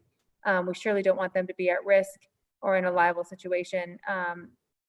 And right now, I think it's a little bit lacking in terms of the connection between the district and those groups. So that would be something that we would want to increase or move forward with in terms of, providing that support. So these are just the next steps on our plate after going through this year and looking at those productions. Keep in mind, we don't know how those machines work together on the creative side. That's a whole other factor. But we do want our parents and our volunteers to feel supported. And I think there needs to be a better coordinated effort in doing that. So those are our next steps that we're going to be looking at moving forward. And, when Mr. Byers brought it to our attention that patrons did not get tickets refunded, that kind of, spurred this back into the conversation. So I appreciate that as well. So anyway, I'm going to turn it over to the board for any guidance or direction or thought on the topic. I know that some of the numbers that Marianne presented were just when we went into agreeing to do the contract with Mission Playhouse, that was kind of one of those provisions where you wanted to see the reporting out. So I'm glad that she has compiled that for you. If you have any questions with regard to numbers or any part of the prior PowerPoint, you please feel free and you can ask any questions. Are we doing a review of the booster handbook only, or are we doing the school foundation also? We're not doing a review of the handbook. We can bring that back for review should we want to move forward with that. We did tailor it to Temple City Unified and the innate processes or structures that our district is unique to our district. And so all the boosters now have to file the appropriate papers to be in compliance with state law? So in your board policies, we do have board policy that would require booster clubs to file with the district and the district actually approve them as a booster group before they could fundraise or before they could act in name or in good faith on behalf of the district. They would have to be recognized and approved by the district. So that is in our current board policies, and we can put that on a future agenda to move forward with that, should we want to move forward with that. This is Melissa. Just along on that topic, I just wanted to get some clarification or maybe clarify for those, because obviously I have children in the district. I'm very involved in different booster groups. And after kind of looking into this further, I just want to confirm it is a current board policy. It was something that was not necessarily a top priority in the past, but what we want to do is try to get aligned with that going forward. Well, that's what you're proposing, that we just work towards getting in line with that going forward, right? Correct. Yeah. So again, that's something that we would want to do. I do think that I would feel much better if there was a stronger partnership between us and the booster groups and the various volunteer groups that support many, many programs across our district. And because I think that there's this feeling of disconnection between the two, and they really are kind of disconnected. And I think that we need to do a much better job of making that a connected, united effort, and then understanding what their needs are. Not that we can meet all of those needs, but at least understanding what their needs are, what you're trying to accomplish, what these groups really signify, and then bring that back to the board. I know that in the months of July and August, we have slated to have like long-term, short-term goals and plans and priorities. So we're going to be leading the board through those types of activities in the future. But having these two organizations run separately, there's just a lot of disconnection that I think we can clean up and create connection between the two organizations, the booster right, and the district. Yeah, and I think also, you know, knowing now that there's lots of rules and regulations that go along with the partnership, and things that need to be in place on the booster side to protect themselves and us. It was kind of eye-opening as I learned, and I think having a point of contact that can work with the booster groups and help them understand, you know, that whole risk management piece, and be kind of the point of contact with the district. I think it's a good structure. I think that we do want them to feel supported. And, you know, sometimes we don't know exactly what it is that they need to feel supported, you know, in their efforts. But I think because there is this disconnection, and I will completely, you know, own our part of that in terms of making it a priority to create the connection. So those would be our next steps going forward, what we would want to do moving forward, especially when we talk. And I know that when we talked about signing the contract for the Mission Playhouse, you know, let's see what that looks like. So we gave you the prior presentation, but then also let's see like what would we recommend moving forward. So, and I know, unfortunately, that we've had some retirements in some key areas. And so that puts some onus and responsibility on myself and Mr. Lohman, to be frank, to one, fill those spots, but also you're not just filling a spot, you're not just filling a staff member. There's a whole production of activity that goes along with that. And that can be difficult, you know, finding the right people and getting the right applicants to apply, and then supporting that program moving forward, especially when I was talking to Mr. Lohman, neither one of us have the expertise of those three large performances. So I think that's something where we really have to think about, how do we continue this tradition that's been going on for a long time? How do we continue it with, you know, the compliance measures that we have to put in place, and make sure that, you know, liabilities are shorn up, and, you know, paperwork is put in place, or insurance is purchased, or, you know, those types of things that need to happen to make it those productions as safe as possible, and still provide the outcome that everyone, you know, has come to love and adore. So that's a tall order. And when we were talking, there in our staff, I don't think anyone has that level of expertise currently. And even if we hire in new folks, it's going to be that they're going to be teachers who come in and maybe they have a lot of experience in local music or in the band or orchestras. But this was a well-woven machine, and now you're missing two pieces of that machine. So. Is that why you have here one of the next steps as a consultant for the artistic / production components of the performances? I think that we'll definitely need some sort of person who can help us on that side of the house. I don't know, we're going to have to look at when we go through this hiring process, like who we're going to get and how that's going to come together. I think, you know, Mr. Lohman and I have talked extensively on the issue. And so we know it's a concern, and it's something that is a high priority, has been a high priority. So we have put a lot of thought into it. Hiring, I think, and flying those positions and hiring those positions is the first step. We have taken a look, and we did wait specifically we know everybody who took the retirement incentive, and then we began to make decisions on what positions do we rehire for, what positions do we not. And so we tried to handle that as fairly as we possibly could, with equal importance across the district. And so now some of those decisions are made. We did talk to the principals about putting in those requests for hiring some of those positions, especially those key critical positions. So that's going to happen in the next, you know, week or two.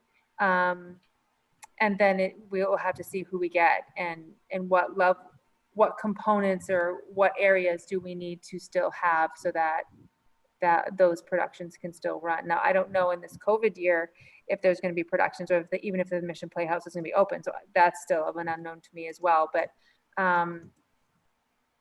not short-sighted, going on forward, we know that this production has been in place for years and years and years. So it will be in production for probably years and years, but we have an obligation to continue it. The question is, how do we structure the foundation underneath it to continue it? I guess is our task. And I'm sorry, there's a lot of unknowns in that, so I can't quite answer everything, but there's a lot of thought behind it. My last question is just around the ticket sale, the ticket reimbursements. Is that all figured out within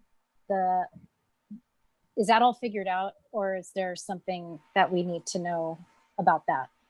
So until Matt reached out to me, Mr. Byers reached out to me, I wasn't aware that there were ticket sales that were not reimbursed. I thought that as we went into closure, one of the first things that we did was, reimburse some things. So I wasn't aware that it wasn't reimbursed for. We still have to figure out the piece of the reimbursement for those tickets. So that's an item to conclude that some of the patrons have not had their tickets reimbursed. So I've told those patrons, and I've reached out to them, the ones that have reached out to me and said we will be making a decision, and then we will definitely get back to them as to the process of how to get their tickets reimbursed. So Kim, are we just reimbursing tickets for those people that request it? I would think that if I do, well, I wasn't in the communications, but from what Matt Byers had told me, he did reach out to say, which of the patrons want reimbursement. And then you could also make you could count it as a donation to the Right. Because that's what I had heard was that a lot of people were going to just make it a donation. So yeah. So with that regard, then I don't know how that communication has been put out, but then I would work from this point forward with Mr. Lohman, who would be the point person for the high school, since it was the high school that took in the ticket sales. And so we would work out that communication to those folks. I did contact, or Marianne contacted Gail Schaefer to give us a list of those patrons who have not had their tickets returned, the ticket money returned to them.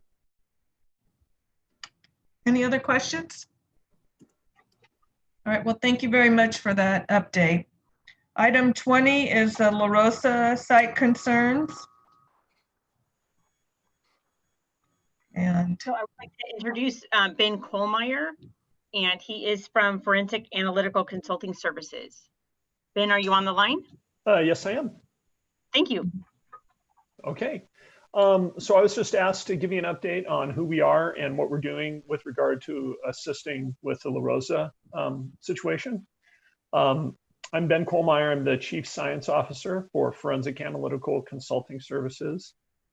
Just my background, I have a Master's of Public Health from UC Berkeley, and I'm a certified industrial hygienist, which I'm willing to bet almost nobody on the call knows what that is, but we are certified specialists in assessing people's exposures to chemicals, biological agents, physical agents in the workplace and community.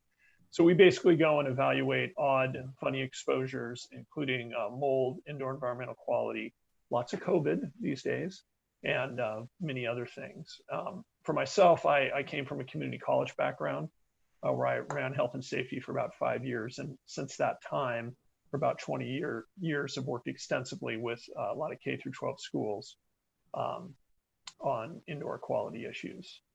Our approach to dealing with these is basically one of, we follow the science. It is what it is in terms of assessing the situation. We're going to evaluate it. And if we find issues, we're going to point them out and say they need to be fixed. We believe in operating with transparency with the constituents and the occupants of the building, and recognizing that we all share the district, the teachers, the concerned parties, and ourselves. We all have the same goal, which is to have a safe and healthful environment at the school. So we want to work on getting there. So what we do is We get and review historical data, past reports and information on the site. We're in the process of we've received those now and we're reviewing them.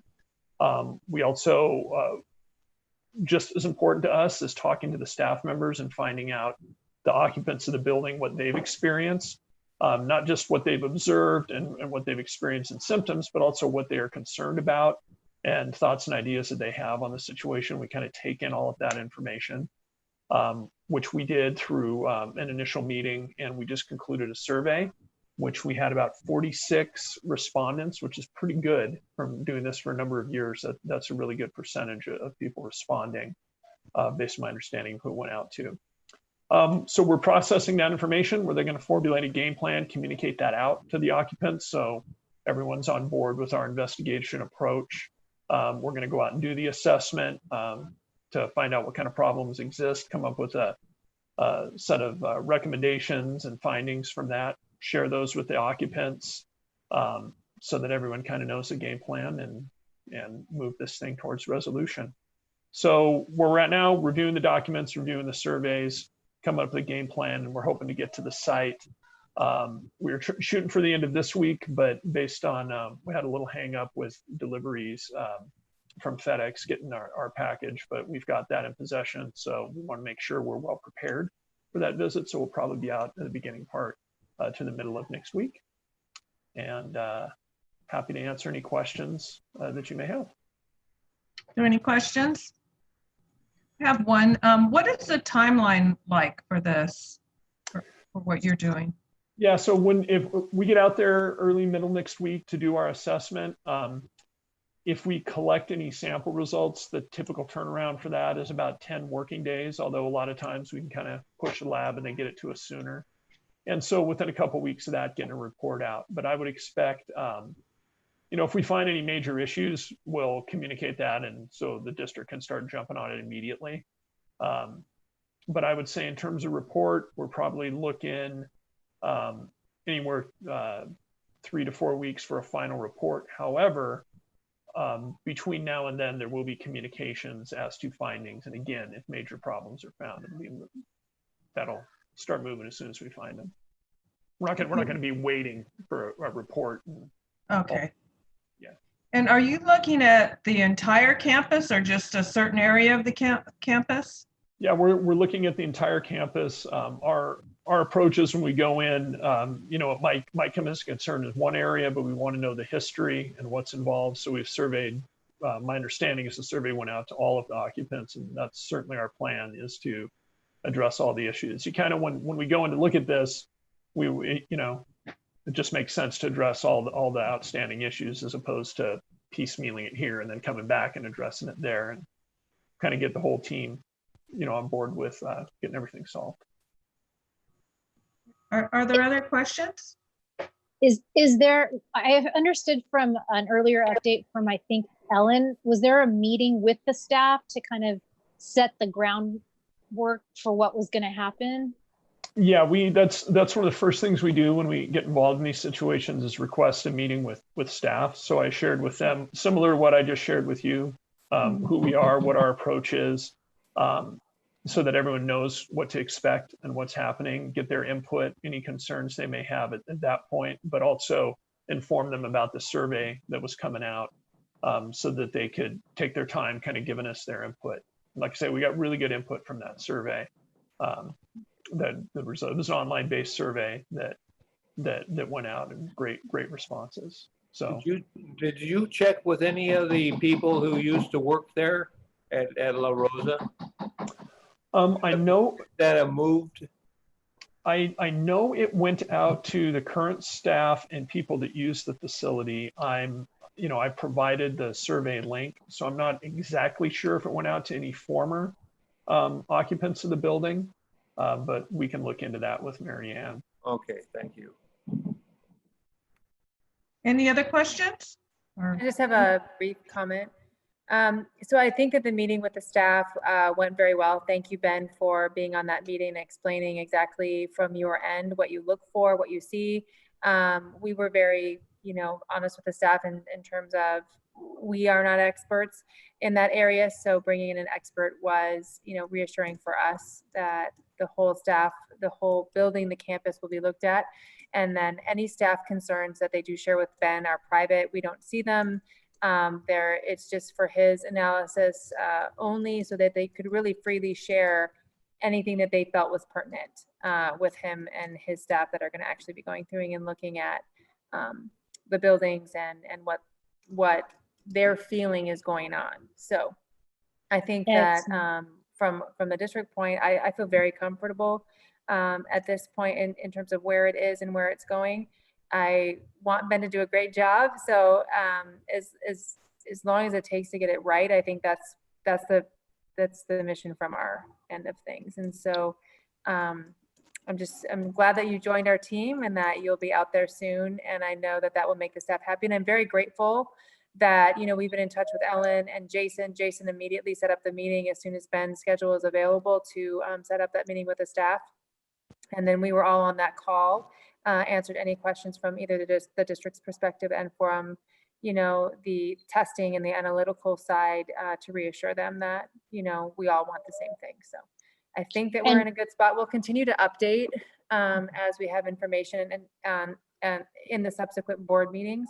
So we'll continue to provide update to the staff and to the board as we go through this process. But I'm very grateful that we are out of school on a COVID issue.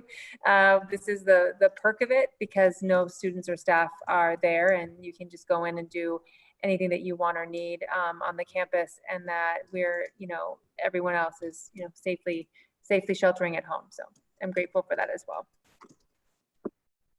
What, did someone want to say something? I heard somebody, I don't know who it was. Okay, I guess not. Any last questions? All right, thank you very much, Ben. We really appreciate it, and we look forward to your report. Okay, thank you all for your time. Take care.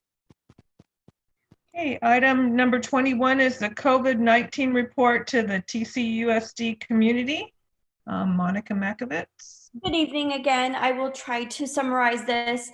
The LCAP plan has been, the extended deadline is December 15th, but CDE and LACO has done do a COVID-19 report. It's like what we are doing for our students in a nutshell. Before I start, I do have to thank all the directors across the district, Marianne, Kim, each of the school sites. This is just a snapshot of the hard work that we've been putting in, the long hours to make sure our students and staff have what they need.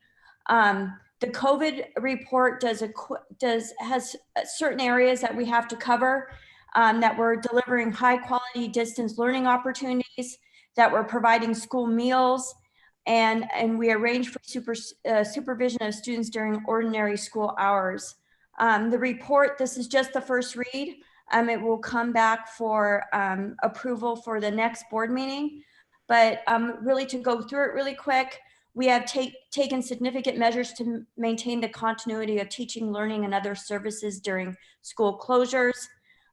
We have worked very hard to provide help at the help desk for anyone who needs it, individual student work packets for specific student groups, workbooks.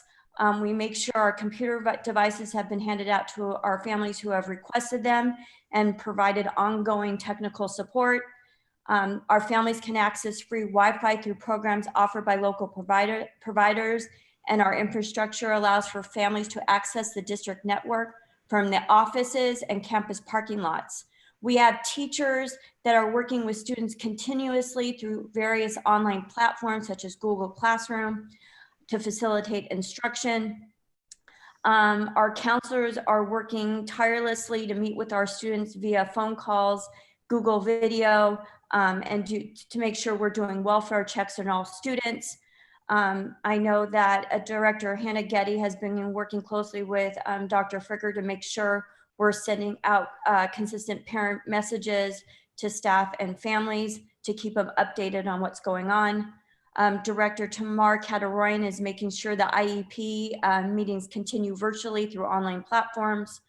And Marianne's team and food services have really simplified the grab and go lunch process. I know Director Getty has also surveyed parents to address their needs. So we are constantly trying to improve our services to students and their families during this time. Part of the plan also addresses how we are meeting the needs of English learners and foster youth and low-income students. Director Mercedes Gomez has been working very hard to make sure these areas are taken care of. And with the help of Director Getty, all teachers take weekly attendance in order to track students' ability to remain connected. School administrators utilize staff meetings to hold online meetings and phone calls to address any attendance concerns. And the counselors continue to monitor student physical and mental wellness. We have community liaisons at each of the sites and at the district to make sure they translate all written and telephone communications in both Spanish and Mandarin. And again, I know food services is doing the grab and go, but we also coordinate the delivery of meals to the families' homes if needed. Just a few other things. The one area that we are currently working on is the supervision of students during ordinary school hours. Because of staffing issues, we are currently not offering that, but Director Hannah Getty is working on that with Mickey Wong, the Director of Extended Learning Program, to look at our ELP offerings during the summer while maintaining the social distance protocols. So they are coming up with a plan with that as we speak. And basically that is the plan in a nutshell. It will go to board next time for approval, but I would like to open it up for any questions at this time. Anyone have a question? Next time being what, the 24th? Yes. Okay. Any other questions? Please, if there's any questions from the community or from parents, staff, students, please email me or call me and I will get you an answer as quickly as possible. Okay. Well, don't go far because you're the next item also. Item 22, our staffing update. Okay, I first want to start with the classified study. We are almost in the home stretch of the classified study. I have to thank Robin Penn and Art Contreras and their teams, along with CSEA. We looked at over 63 classifications and job descriptions. We've been editing with executive cabinet, with principals and directors to make sure nothing went through that we could not support. The Personnel Commission has its first read next week. They have all the descriptions in their hands. I'm sure it makes great evening reading. And each of you have the last draft of the CPS final report of everything that was done. So if there are any questions today or in the future, please do not hesitate. But the goal is tomorrow we are meeting with CSEA to go over an MOU solidifying the classified study. Then we will move to a Personnel Commission for a first reading, and then they will vote on it the next meeting. And we will bring it to board at the end of June for you to approve. But there has been countless hours spent on this, and it's been great with all your help and everything. So all the groups, I know you're sick of emails that have probably 500 pages attached to it, but I do appreciate the union's help and persistence on this. And we look forward to closing it and having all our job classifications updated. So I would like to open it for any questions before I do the regular staffing update. Are there any questions about the classified study? I don't think so. You can move on. Okay, give me 1 second. I'm going to share my screen and pull up my PowerPoint. If all goes well.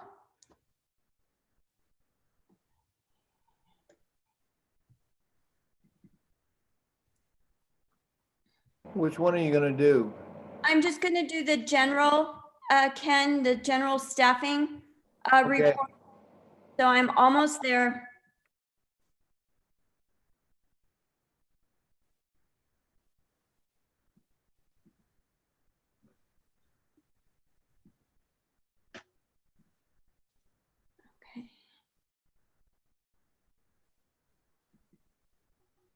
Can everyone see my screen?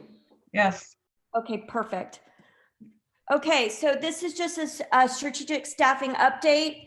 Just to review our considerations from our last meeting, making sure we maintain a focus on maintaining staff and meeting students' needs. Safety, we've done the first extensive round of analyzing enrollment shifts, PARS impact with Marianne and her team, following the contract provisions on class size staffing ratio, always maintaining fiscal responsibility, program viability. We reviewed all the contracts and try to reduce as much ancillary spending as possible. Process to fill the open positions. I am very committed, and so is my executive cabinet and team, that we follow all provisions of the contract. Working with TCEA and personnel, we will revisit the displaced teacher list from 2018 and 19 and make sure those displaced teachers have first rights to their reopened positions, because we are within the 15-month time period. After that, all any closed positions or open positions, we always request volunteers. If we do have a closed position, if no teacher volunteers, the teacher with the least seniority will be displaced if the class is closed. However, when all the displaced teachers are placed, then the open positions will be flown internally first before posting to the public. Working with Robin and Art, with classified and CSEA, we always make sure the positions are flown internally first before posting to the public. The critical positions we have to hire, and I have to say this is ever changing, so I did put the date on the top. For special education, we have 1 certificated teacher hire, 1 psychologist, and 1 DIS counselor. For the high school, we right at this moment have a social science teacher position opening, 1 science, 2 math, 1 Spanish, 1 choir, and 1 band. Oak Intermediate, it's about 1 to 2 science positions. Elementary positions, because of retirements, we have 10 new potential certificated teacher hires that we need to do. And for classified, we have an LVN, 2 EL coordinators, an attendance clerk, and an ASB secretary. And currently we are looking to hire the director of enterprise and risk management to help oversee enterprise programs that can bring revenue to the district and manage our risk management programs and our procedures for that. Our next steps, the ones in blue are the ones that we've done. The ones in black are the ones that we are currently in process. We're completing the classified study. We've finalized all staffing needs, but again, it's a week-to-week thing that we always have to take a look at our numbers. This third one is the one that we are doing that will go out to staff tomorrow. We are trying to take a proactive approach and making sure that we address all COVID leaves, whether it's 65 or older. If you're caring for a child that's younger than 18, where the school has been closed or childcare has been closed, the medically fragile, and just to make sure we have all those subs in place before we start the fall, so we do not leave any position uncovered. We are in the process of reviewing, discussing all staffing needs and proposed changes with the unions, which will always happen weekly as time progresses. We need to draft any MOUs. I know that we're working currently on the COVID MOU with TCEA. It is very important that we communicate all staffing changes to our TCUSD employees. We go site by site, talk to them about what classes are closing, which ones are opening, which displaced teachers have rights to what position, and we work very closely with the union on that. And again, it is a collective effort, and if anyone has any questions, please don't hesitate to ask me or any of my staff. And now I would like, I already talked about COVID, sorry, I jumped a little ahead. But again, we will talk about leave needs as soon as possible so we get that sub coverage. And now I would like to open it for questions. Any questions? Okay, I don't hear any. Okay, thank you, Donna. Thank you. Thank you very much. Okay. Did you want to say something else? No, I just as if updates come, we will let you know if we have any significant fluctuations in enrollment. So thank you. Okay, thank you. All right, next we move on to our discussion action items. And number 23 is approve adoption of an LMS learning management system. Thank you. Okay, now I'm going to try to share my screen and hope I don't mess it up.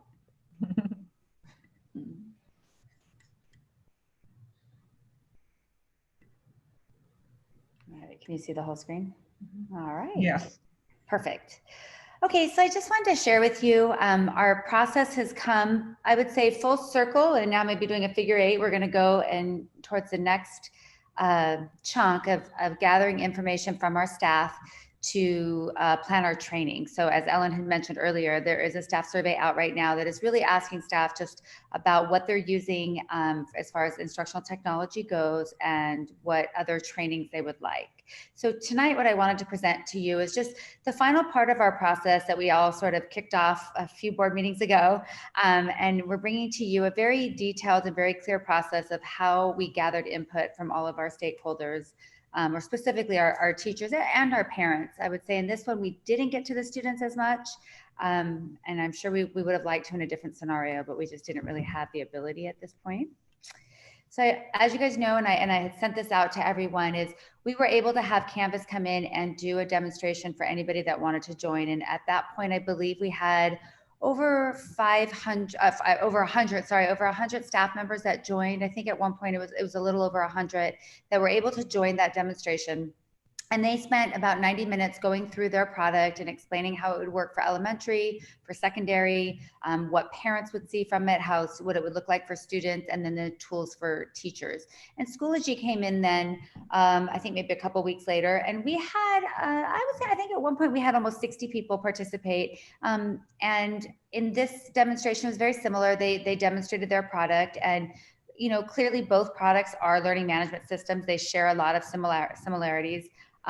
So they were able to just demonstrate what maybe might be specific to their product and the look and feel of it. So our staff was able to see that. And in both demonstrations, they were able to engage with the presenters and ask questions and get feedback, get some answers on their questions. So during this whole time as well, we did put together an instructional technology planning committee. And I remember, like I said, a few board meetings back, there was feedback and people wanted to know who's giving the feedback. Well, in this case, we started with our tech committee, and we partnered well with Ellen and Kyla, who the union leaders who helped us do the selection. Originally, we sent out a job description that would explain what you would be doing if you joined the committee. It would include, a significant amount of summer work, and there was pay for the time spent, but we only were going to take about 10 to 12 members. As more people became interested, Kyla and Ellen came back to us and said, look, we really have a good 20 people that want to be part of this. And so, I brought it to Dr. Fricker, who said, yep, let's do it. If people are interested and want to have a voice and be part of it, let's include everyone. So you can see our breakdown of, we do have elementary representatives, secondary representatives. I think from middle, we have about 3 representatives. And we also have some of our teachers on here work with our language learners, our special education students as well. So the committee together, we started a team drive in Google where we could all collaborate. We started a document where everybody could participate and have some ideas on the questions that they wanted to ask staff. And one of the questions that we knew we needed to get to, because as difficult as it is to make a decision, we're running out of time, and we have a year coming ahead that we really still have so much uncertainty. So we did include a cast your ballot question on that survey that went out to our staff, and we asked them to vote. And their options to vote were really intended to be an honest, I don't know, a temperature, just to see where are you leaning, what is it that you would want, but what conditions would have to be met for you to want that. So as you can see, we had 197 people who did respond. Overall, As you can see, I think it's 50, almost 57% wanted Canvas, and that's 112 people out of 197. And then the breakdown there, the blue is Google, and almost 27% wanted to stick with Google, and that's 53 people. And then the green and the purple represent Schoology. And the different colors for each one, for example, in Canvas, the red, those are people that voted with confidence, no doubt, I know that I want this, that's what we're gonna do. And then in the orange or yellowish color, those are people that had reservations, and they were able to later in the survey explain their reservations, which I'll go over with you in a bit. And the same thing with Schoology. So with Schoology, in confidence was the green right there. And overall, there were 32 people that preferred Schoology. And I will say the majority of people choosing Schoology were maybe from our elementary grades and our younger grades, although there were some secondary people that did like the look and feel of Schoology. So I wanted to cover with you the reservations, as clearly 112 people are leaning towards Canvas. And I do not come to you today saying, yes, we are positive that every single staff member is ready and on board and wants Canvas. I can't tell you that for sure, but I can tell you that the feel and the consensus from what people are saying is that they really like the Canvas product. They'd be willing to train and learn about it, but they, based on maybe past history that's happened in the district before, concerns about some other things, they were hesitant, and some of their hesitation dealt with these main themes. So the first one is really talking about, are we just doing this? Are we going to go through all this work, time and money just because of COVID, which, you know, we all hope and pray it won't be here forever. And the answer to that is absolutely not. And I've made it really clear to our technology committee members as well, that this would be a commitment that we as a district and as a group, as a, you know, an entire district would say, this is what we want to do. We're going to build it. It takes time to build it. And once we build it, we wouldn't want to lose something that we've created.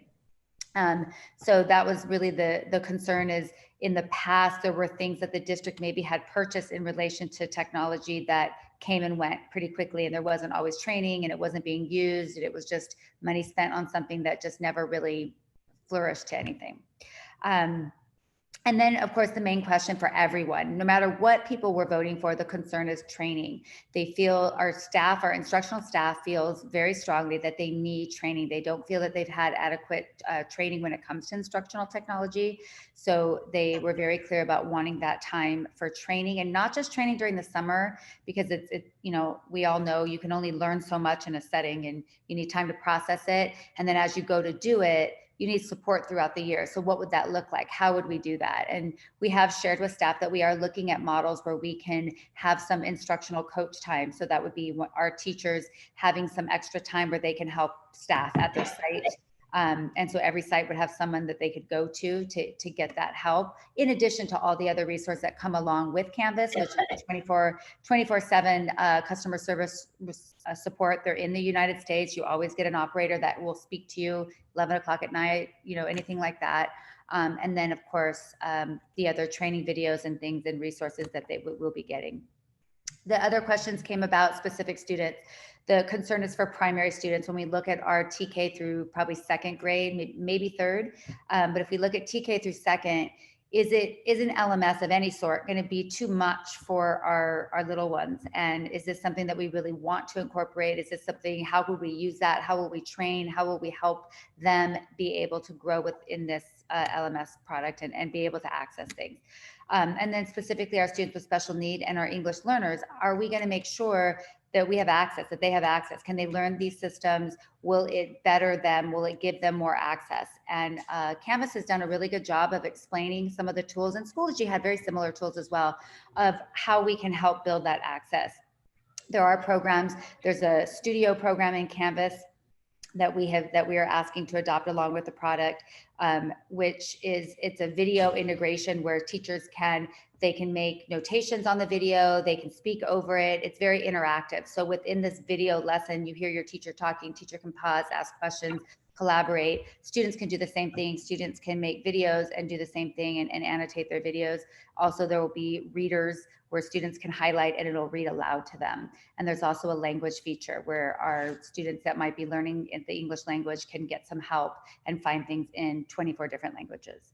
And then one of the big elements that our parents, our teachers are asking about are our parents. the teachers really don't have the resource to train the parents. So how will we coordinate that? And that would be something that I would work, Dr. Gomez and I will work with the committee to create videos, create platforms, and then we would hold, when we can hold them in person, fantastic, but we would still hold meetings and training sessions for our parents so that we can help them learn the program and be able to utilize it to support their student, whichever course is taken, if it's distance learning, if it's in person, however it may be. So we also, at the same time during this survey, and we gathered all this information from our teachers, we were also, as was mentioned earlier, sending out surveys to our parents to make sure that we are getting their feedback about what they want for next year. And it's very broad spectrum. You have a handful of parents that are very clear. They want to come to school every day. That as worried as they may be about the virus, they believe their student needs to be in school every day. Then you have other parents that say, no matter what, if you open your doors or not, I'm not comfortable until the virus is gone, and I'm not comfortable sending my students to school. And then you have, I would say, a majority that is somewhere in the blended option of, please allow the kids to come onto onto campus a couple days a week, and have some sort of in-person social interaction with their peers, be able to speak to their teachers, get instruction on certain subjects, specifically like your math and science, that are more difficult to do online. So again, they've also talked about, our parents have given us feedback that while they appreciate the work that everybody has done, it wasn't necessarily clear to them that our teachers had the tools that they needed to be able to do an online platform. And so it wasn't necessarily consistent from teacher to teacher, where an LMS will really help us build that consistency. Everybody's product will look similar in the sense of how it fits in. You can personalize it, your own Canvas pages and what you do, but it would give our teachers a chance to be able to connect to our parents with varying levels, and so their parents can see what their students doing. Online learning didn't necessarily engage all the students, so there are a lot of tools within the LMS, and that's also training on our part to make sure our teachers are trained. Many things can be added to Google Classroom as well. I mean, that's not to say, that's just being able to learn what you need to be able to engage the students for distance learning, and give our teachers the time to learn some of those techniques and apps and software programs. And then the other concern that the parents have offered is that in some cases they weren't necessarily getting regular communication from the teacher. Maybe they were getting it from the school side or from the district, but they didn't necessarily felt like they had access or regular communication with the teacher. And so those are some of the complaints that have come up that we we are seeing in our surveys. And I do think that a LMS would be able to help us with in addressing many of the concerns. So I just wanted to, again, sort of reiterate, many opinions have been shared on this, and I've really appreciated the level of collaboration, the input from our teachers when they engaged with both of the companies that presented their product. They were very collaborative, they were very engaged, they asked a lot of questions, and at the end, when we came to a conclusion, and I shared the results first with the committee, and told them that just in the timing, I had put forward an agenda report based on these findings to move ahead with Canvas. And I asked for all of their feedback, and most of the committee members felt confident that we would be making a representative choice of what the staff wants. There was one committee member that was really clear that, maybe the data is not necessarily telling us exactly what we think it is, and perhaps, we need to slow down and not move in this direction and do another survey. So I just wanted to make sure everybody's voice was heard. I don't want to lead you on to believe that we've gotten 100% support from everyone. I don't think people are vehemently opposed. I think people have reservations. I think people on the other side, people are really excited. And that's some of the feedback we're getting as well. I did send out an email to all staff today. It was very lengthy, and I feel bad bombarding them with such a lengthy email at this time of year. But I wanted to make sure they were very informed about what was going on, that we're presenting this tonight. This is why these are the numbers. I found it very interesting that with almost 56.9%, with 57% wanting Canvas, either with confidence or reservations, our elementary sites, believe it or not, other than La Rosa, which is our youngest kids, were very high, much above that 56. For example, Emperor was 77% wanting Canvas, and Cloverly was 73% wanting Canvas, Longdon 68%, and then La Rosa was still a 50%. And now these are not people on campus, these are people that voted. So I can't tell you for sure that I don't believe everybody voted, but we did get a huge response. Of 197, at one point there were 275 people that could have voted, but that includes a lot of retirees. So we're probably closer to like the 240 mark. And it was open for a week. So people did have the opportunity to vote with a couple reminders. But I do think that's sort of interesting that it does tell us that our elementary staff really are, they really are leaning towards wanting an LMS. And like I said, specifically the people that voted from these elementary sites wanting Canvas. Our high school was right about the mark. They were about 54%, a little bit. So they were right at the mark of what we got for total staff. And then Oak was a little bit lower at 33% of the 27 people that voted at Oak, 9 of them were leaning towards Canvas, and 15 wanted to stick with Google. And then our DDSLC did weigh in, 4 people voted and 1 of them wanted Canvas. So I just want to be really clear, and I don't want to mislead anyone with the data we collected. I feel very good about our process. I feel that we are pretty informed. There is a qualitative component to the survey for the data where I can, read everybody's comments. And I'm telling you, when I share those items with you, those are the themes of what they're talking about. Even people that voted against Canvas were really mentioning these things. And a lot of the people that said they were sticking with Google was because they thought Canvas was a good product. They just were nervous to do it right now. And they weren't positive that we could grow, we could do the training and get ready for next year. So that was our presentation. And we are recommending that we move ahead with the Canvas adoption. Okay, are there any questions? Just one really quick. Yes. Hold on, Melissa. Yeah. So if this were to be approved tonight, then this would be the learning management system that all of our sites would use. You wouldn't have a choice to not use it. We would want everybody to use it, right? Yes, what we would like to propose, and again, these are details we haven't, the committee and I are still talking about. We would like to propose, first of all, no Google product would go away. Google Classroom would still exist. And there are ways to use Google Classroom and link it through to your Canvas. It's not a full integration, I don't think, but you can still link it in and you can access it within Canvas and keep the student there within Canvas. And I wouldn't want to take a product away from anyone. And then we'd want our staff to be able to work at a pace that's comfortable for them. So maybe in our first year, to the degree that it's used or how you access it, maybe we give some leeway that way. The one question we will need to address, and what's the number that's there, the cost would be all of our classes, all of our students. There is potential that maybe we say we don't adopt it yet for the youngers, for the TK through 2 maybe, and maybe we just stick with the Seesaw product and we don't necessarily have it. That's an option. Some districts have done that, but you could also have it there and have it just kept in a very simple format so that parents still have the access to the same information that any parent would have. Because I think if we're making an investment like this, that it's for the entire, district, and it's not one of these things where a site can choose not to use it and come up with their own thing. I don't think that's what I would be voting for. If I'm going to vote to approve this, I'm not voting for people to have a choice to not use it. They can integrate it. I think that's wonderful, but I think I'd want to see everybody on the same page because it's quite a big investment. Is Google also updating its software for this to be a competitor with the company we're hiring? Google is continuously updating their product. Yes, the Google Classroom product has updated even since COVID started. I mean, they've rolled out changes and upgraded.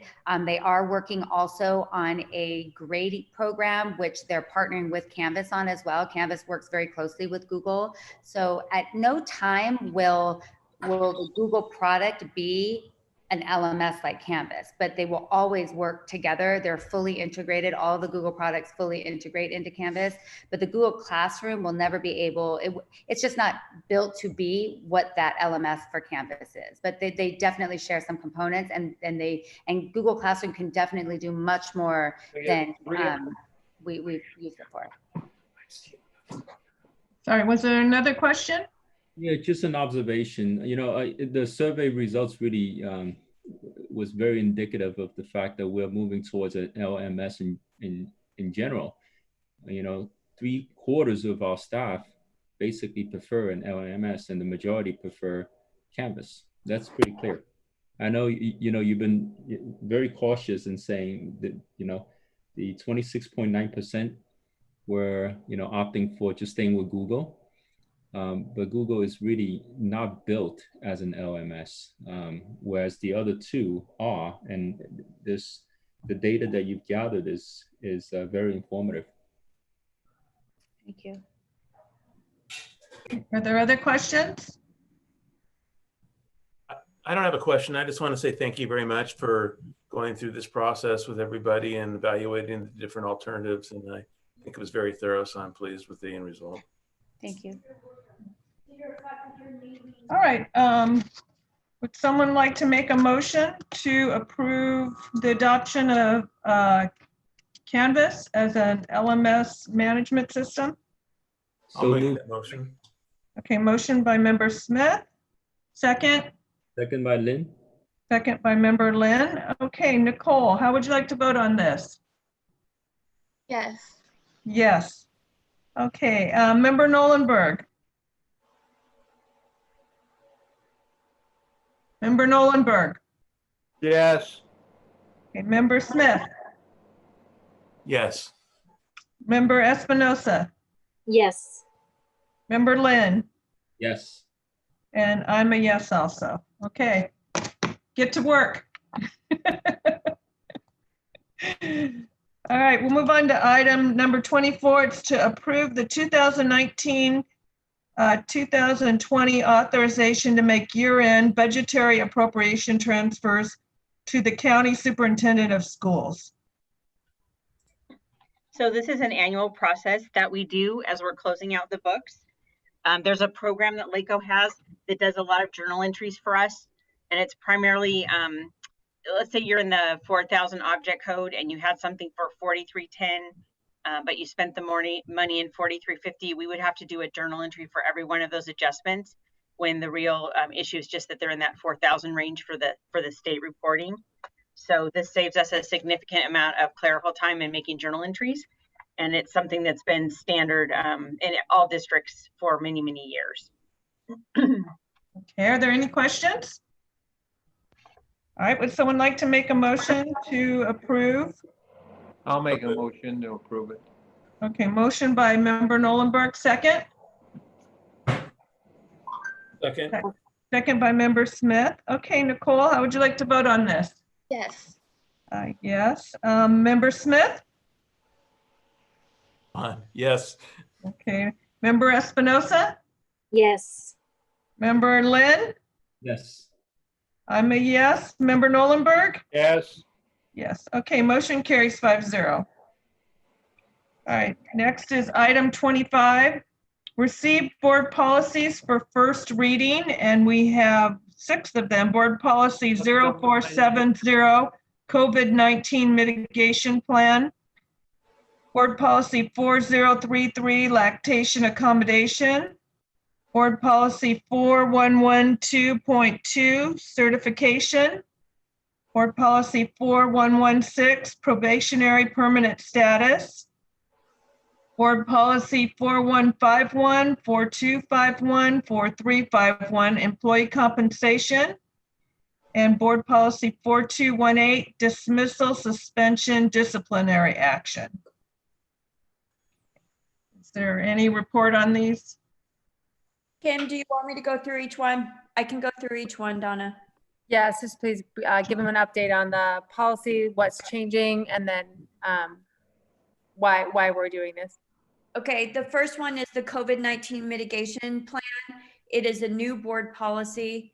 It's basically, it establishes that we as a district will provide a safe learning and working environment during the COVID-19 pandemic, and this will supersede any conflicting language in existing district policies or admin regulations. Basically, it's saying that we will comply with federal, state, and local orders impacting district operations during the pandemic. And then it gives us the ability to adopt resolutions to be able to respond to the pandemic, to make sure that we provide a safe campus that protects the physical and psychological health and well-being of all our staff and students.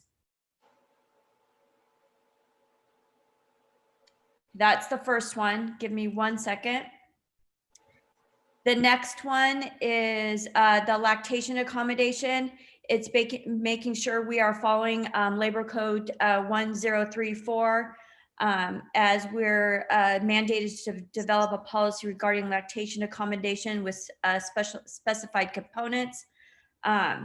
We need to provide reasonable break time for the employee and appropriate location for them to accommodate their lactation needs.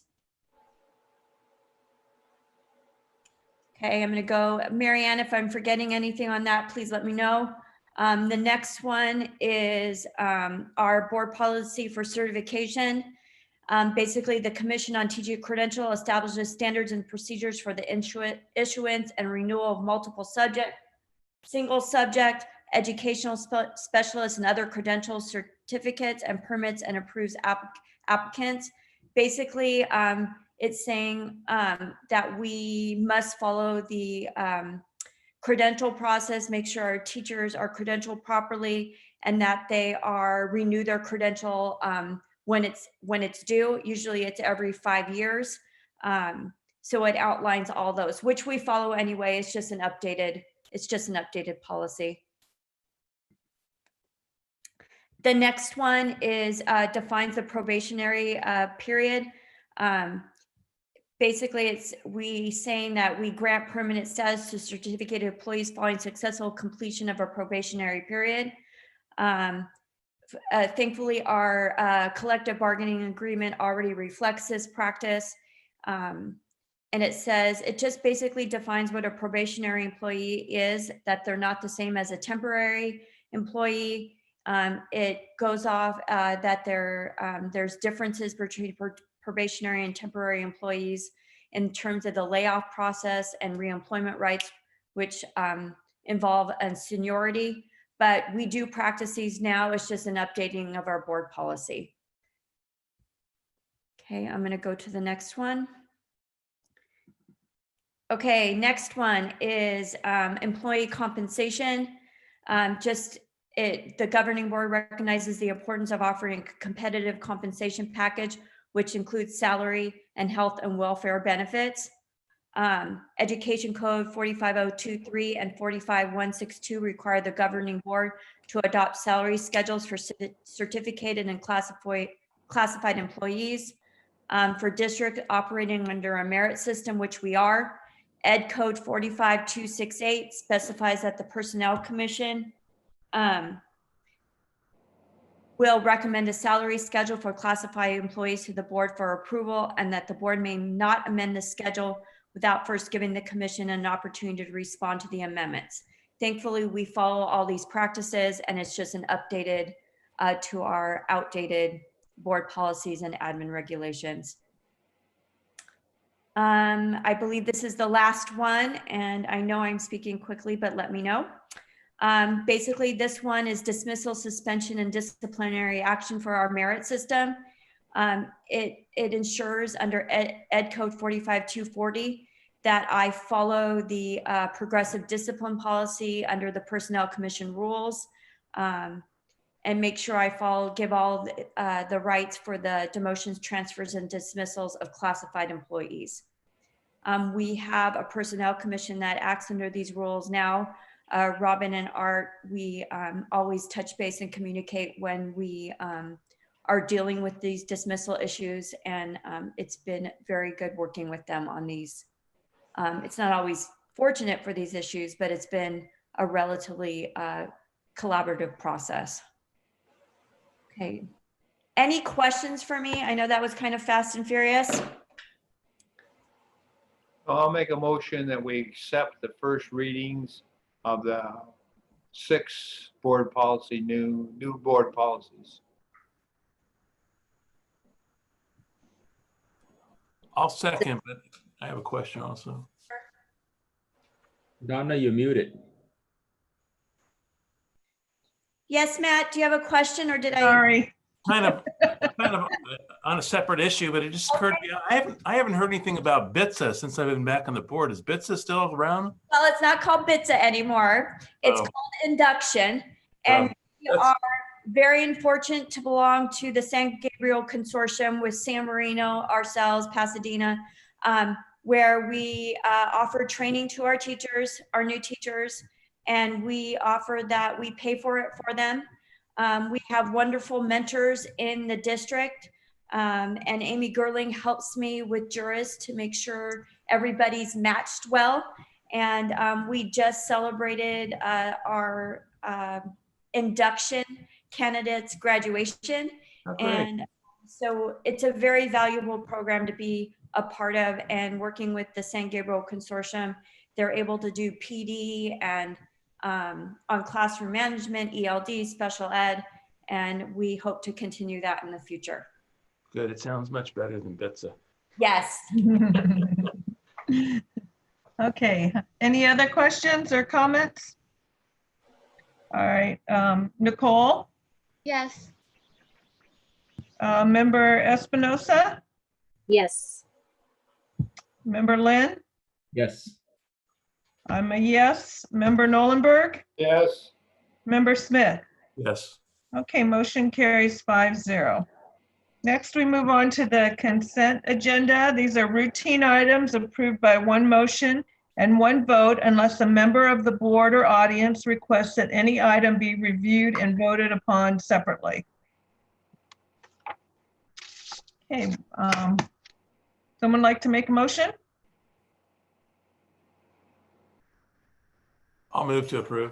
Okay, motion by Member Smith, I'll second it. second by Member Nolenberg. Correct. Okay. Nicole, did you want to vote on this one? Yeah. Okay. Yes, for Nicole. Member Lynn? Yes. Oh. I'm a yes. Member Nolenberg? Yes. Member Smith? I'm a yes, but I do have a question. Oh, Sorry, I was trying to get your attention. I guess I couldn't tell if I was muted or not. oh, I didn't hear you. I'm sorry. Oh, that's right. It's okay. Go ahead. My vote, but there's an expenditure item to modernize one of the elevators at the district office. Is that the one that's working or the one that's not working? So yes and no. Actually, the one that is kind of working, we're having to have serviced a lot. Very, very often. When you get into it, it will drop a couple of inches and the doors don't close quite right. And we have to have service very often. So it's correcting that and all the machinery that goes with it. And it will also bring the second one that's been out of operation at least 10 years into operation. I think we're taking the stairs. You're muted, Matt. It's never worked. The second one, it wasn't working when we bought the building. Right. So it would bring that one into operation as well. That one is a little bit smaller. The first one was to fit a gurney. The second one's a bit smaller, but it would bring them both in. Yeah. There's quite a bit of issues with the mechanics of the elevator system. Okay. Just okay. So back to your vote, Member Smith. Yes. Yes. Okay. Member Espinosa. Yes. Okay. The motion carries 5-0. Next is item 33. This is board requests or comments. Is there any? I have a couple. Okay. Just going back to what I talked about in my comments at the beginning, if we could maybe do our own, like tape our own personal video messages and then someone can put them all together for our graduates and those who promoted. I would love to see that if we could do that. And then the other thing I would like, if possible, is if we could have some materials or some explanation on every agenda item, because I know there are times and there's certain items that don't have materials associated with it or much of a description up front before we get into our meeting. It would be helpful if that's possible. Yeah, I think even if it's just a little quick memo saying why it's going to be on the agenda, then the public knows. what it's there, why it's there. And Kim, is that going to be something possibly we could do with the video? Yeah, we'll look into both of those things. Okay, all right, thank you. Anything else? I have one thing. I was wondering, we canceled our ad hoc meeting with the city because we were right in the midst of the COVID thing, but since we're going to be in it for a while, I think maybe it's time we try to schedule something with them. We can do it on Zoom. They also have a new representative, the mayor, I believe Tom Chavez is on it. So I think it would be good for us all to touch base. And are there any other comments? Yes, one, I'd just like to see a bunch of people have their full names spelled out. I get confused when you just use the first name of somebody, because there's a lot of people who got more than one name or more than one first name. So when you turn out a message and they say, Monica said this, I don't know who's really speaking. Yeah, it's hard to tell even when you can look at it. Yeah, I know. Whatever. Yeah, maybe yeah, it might be helpful if people say their name when they're talking so we know who's talking. Yeah. Okay, anything else? Yeah, this is Matt. Good. I did mention it during my comments as well. I'd like to see us consider a new board policy with regard to diversity and inclusion. Oh, okay.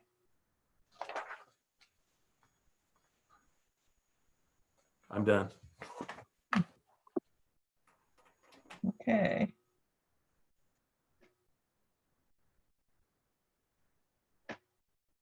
All right. Any future agenda? Well, I guess that would be a future agenda item, correct, Matt? Yeah, the others were too. That's why I was okay. Any other future agenda items? All right, we're at item 35, which is additional public comment on agendized and non-agendized items. Is there any other public input? No. Okay, then would someone like to make a motion to adjourn the meeting at 9:31? Motion. Okay, motion by member Espinosa and second by Second. Second by member Smith. Okay. Nicole? Yes. I'm a yes also. Member Nolenberg? Yes. Member Smith? Yes. Member Espinosa? Yes. And member Lynn? Yes. Okay, motion carries 5-0. We are adjourned.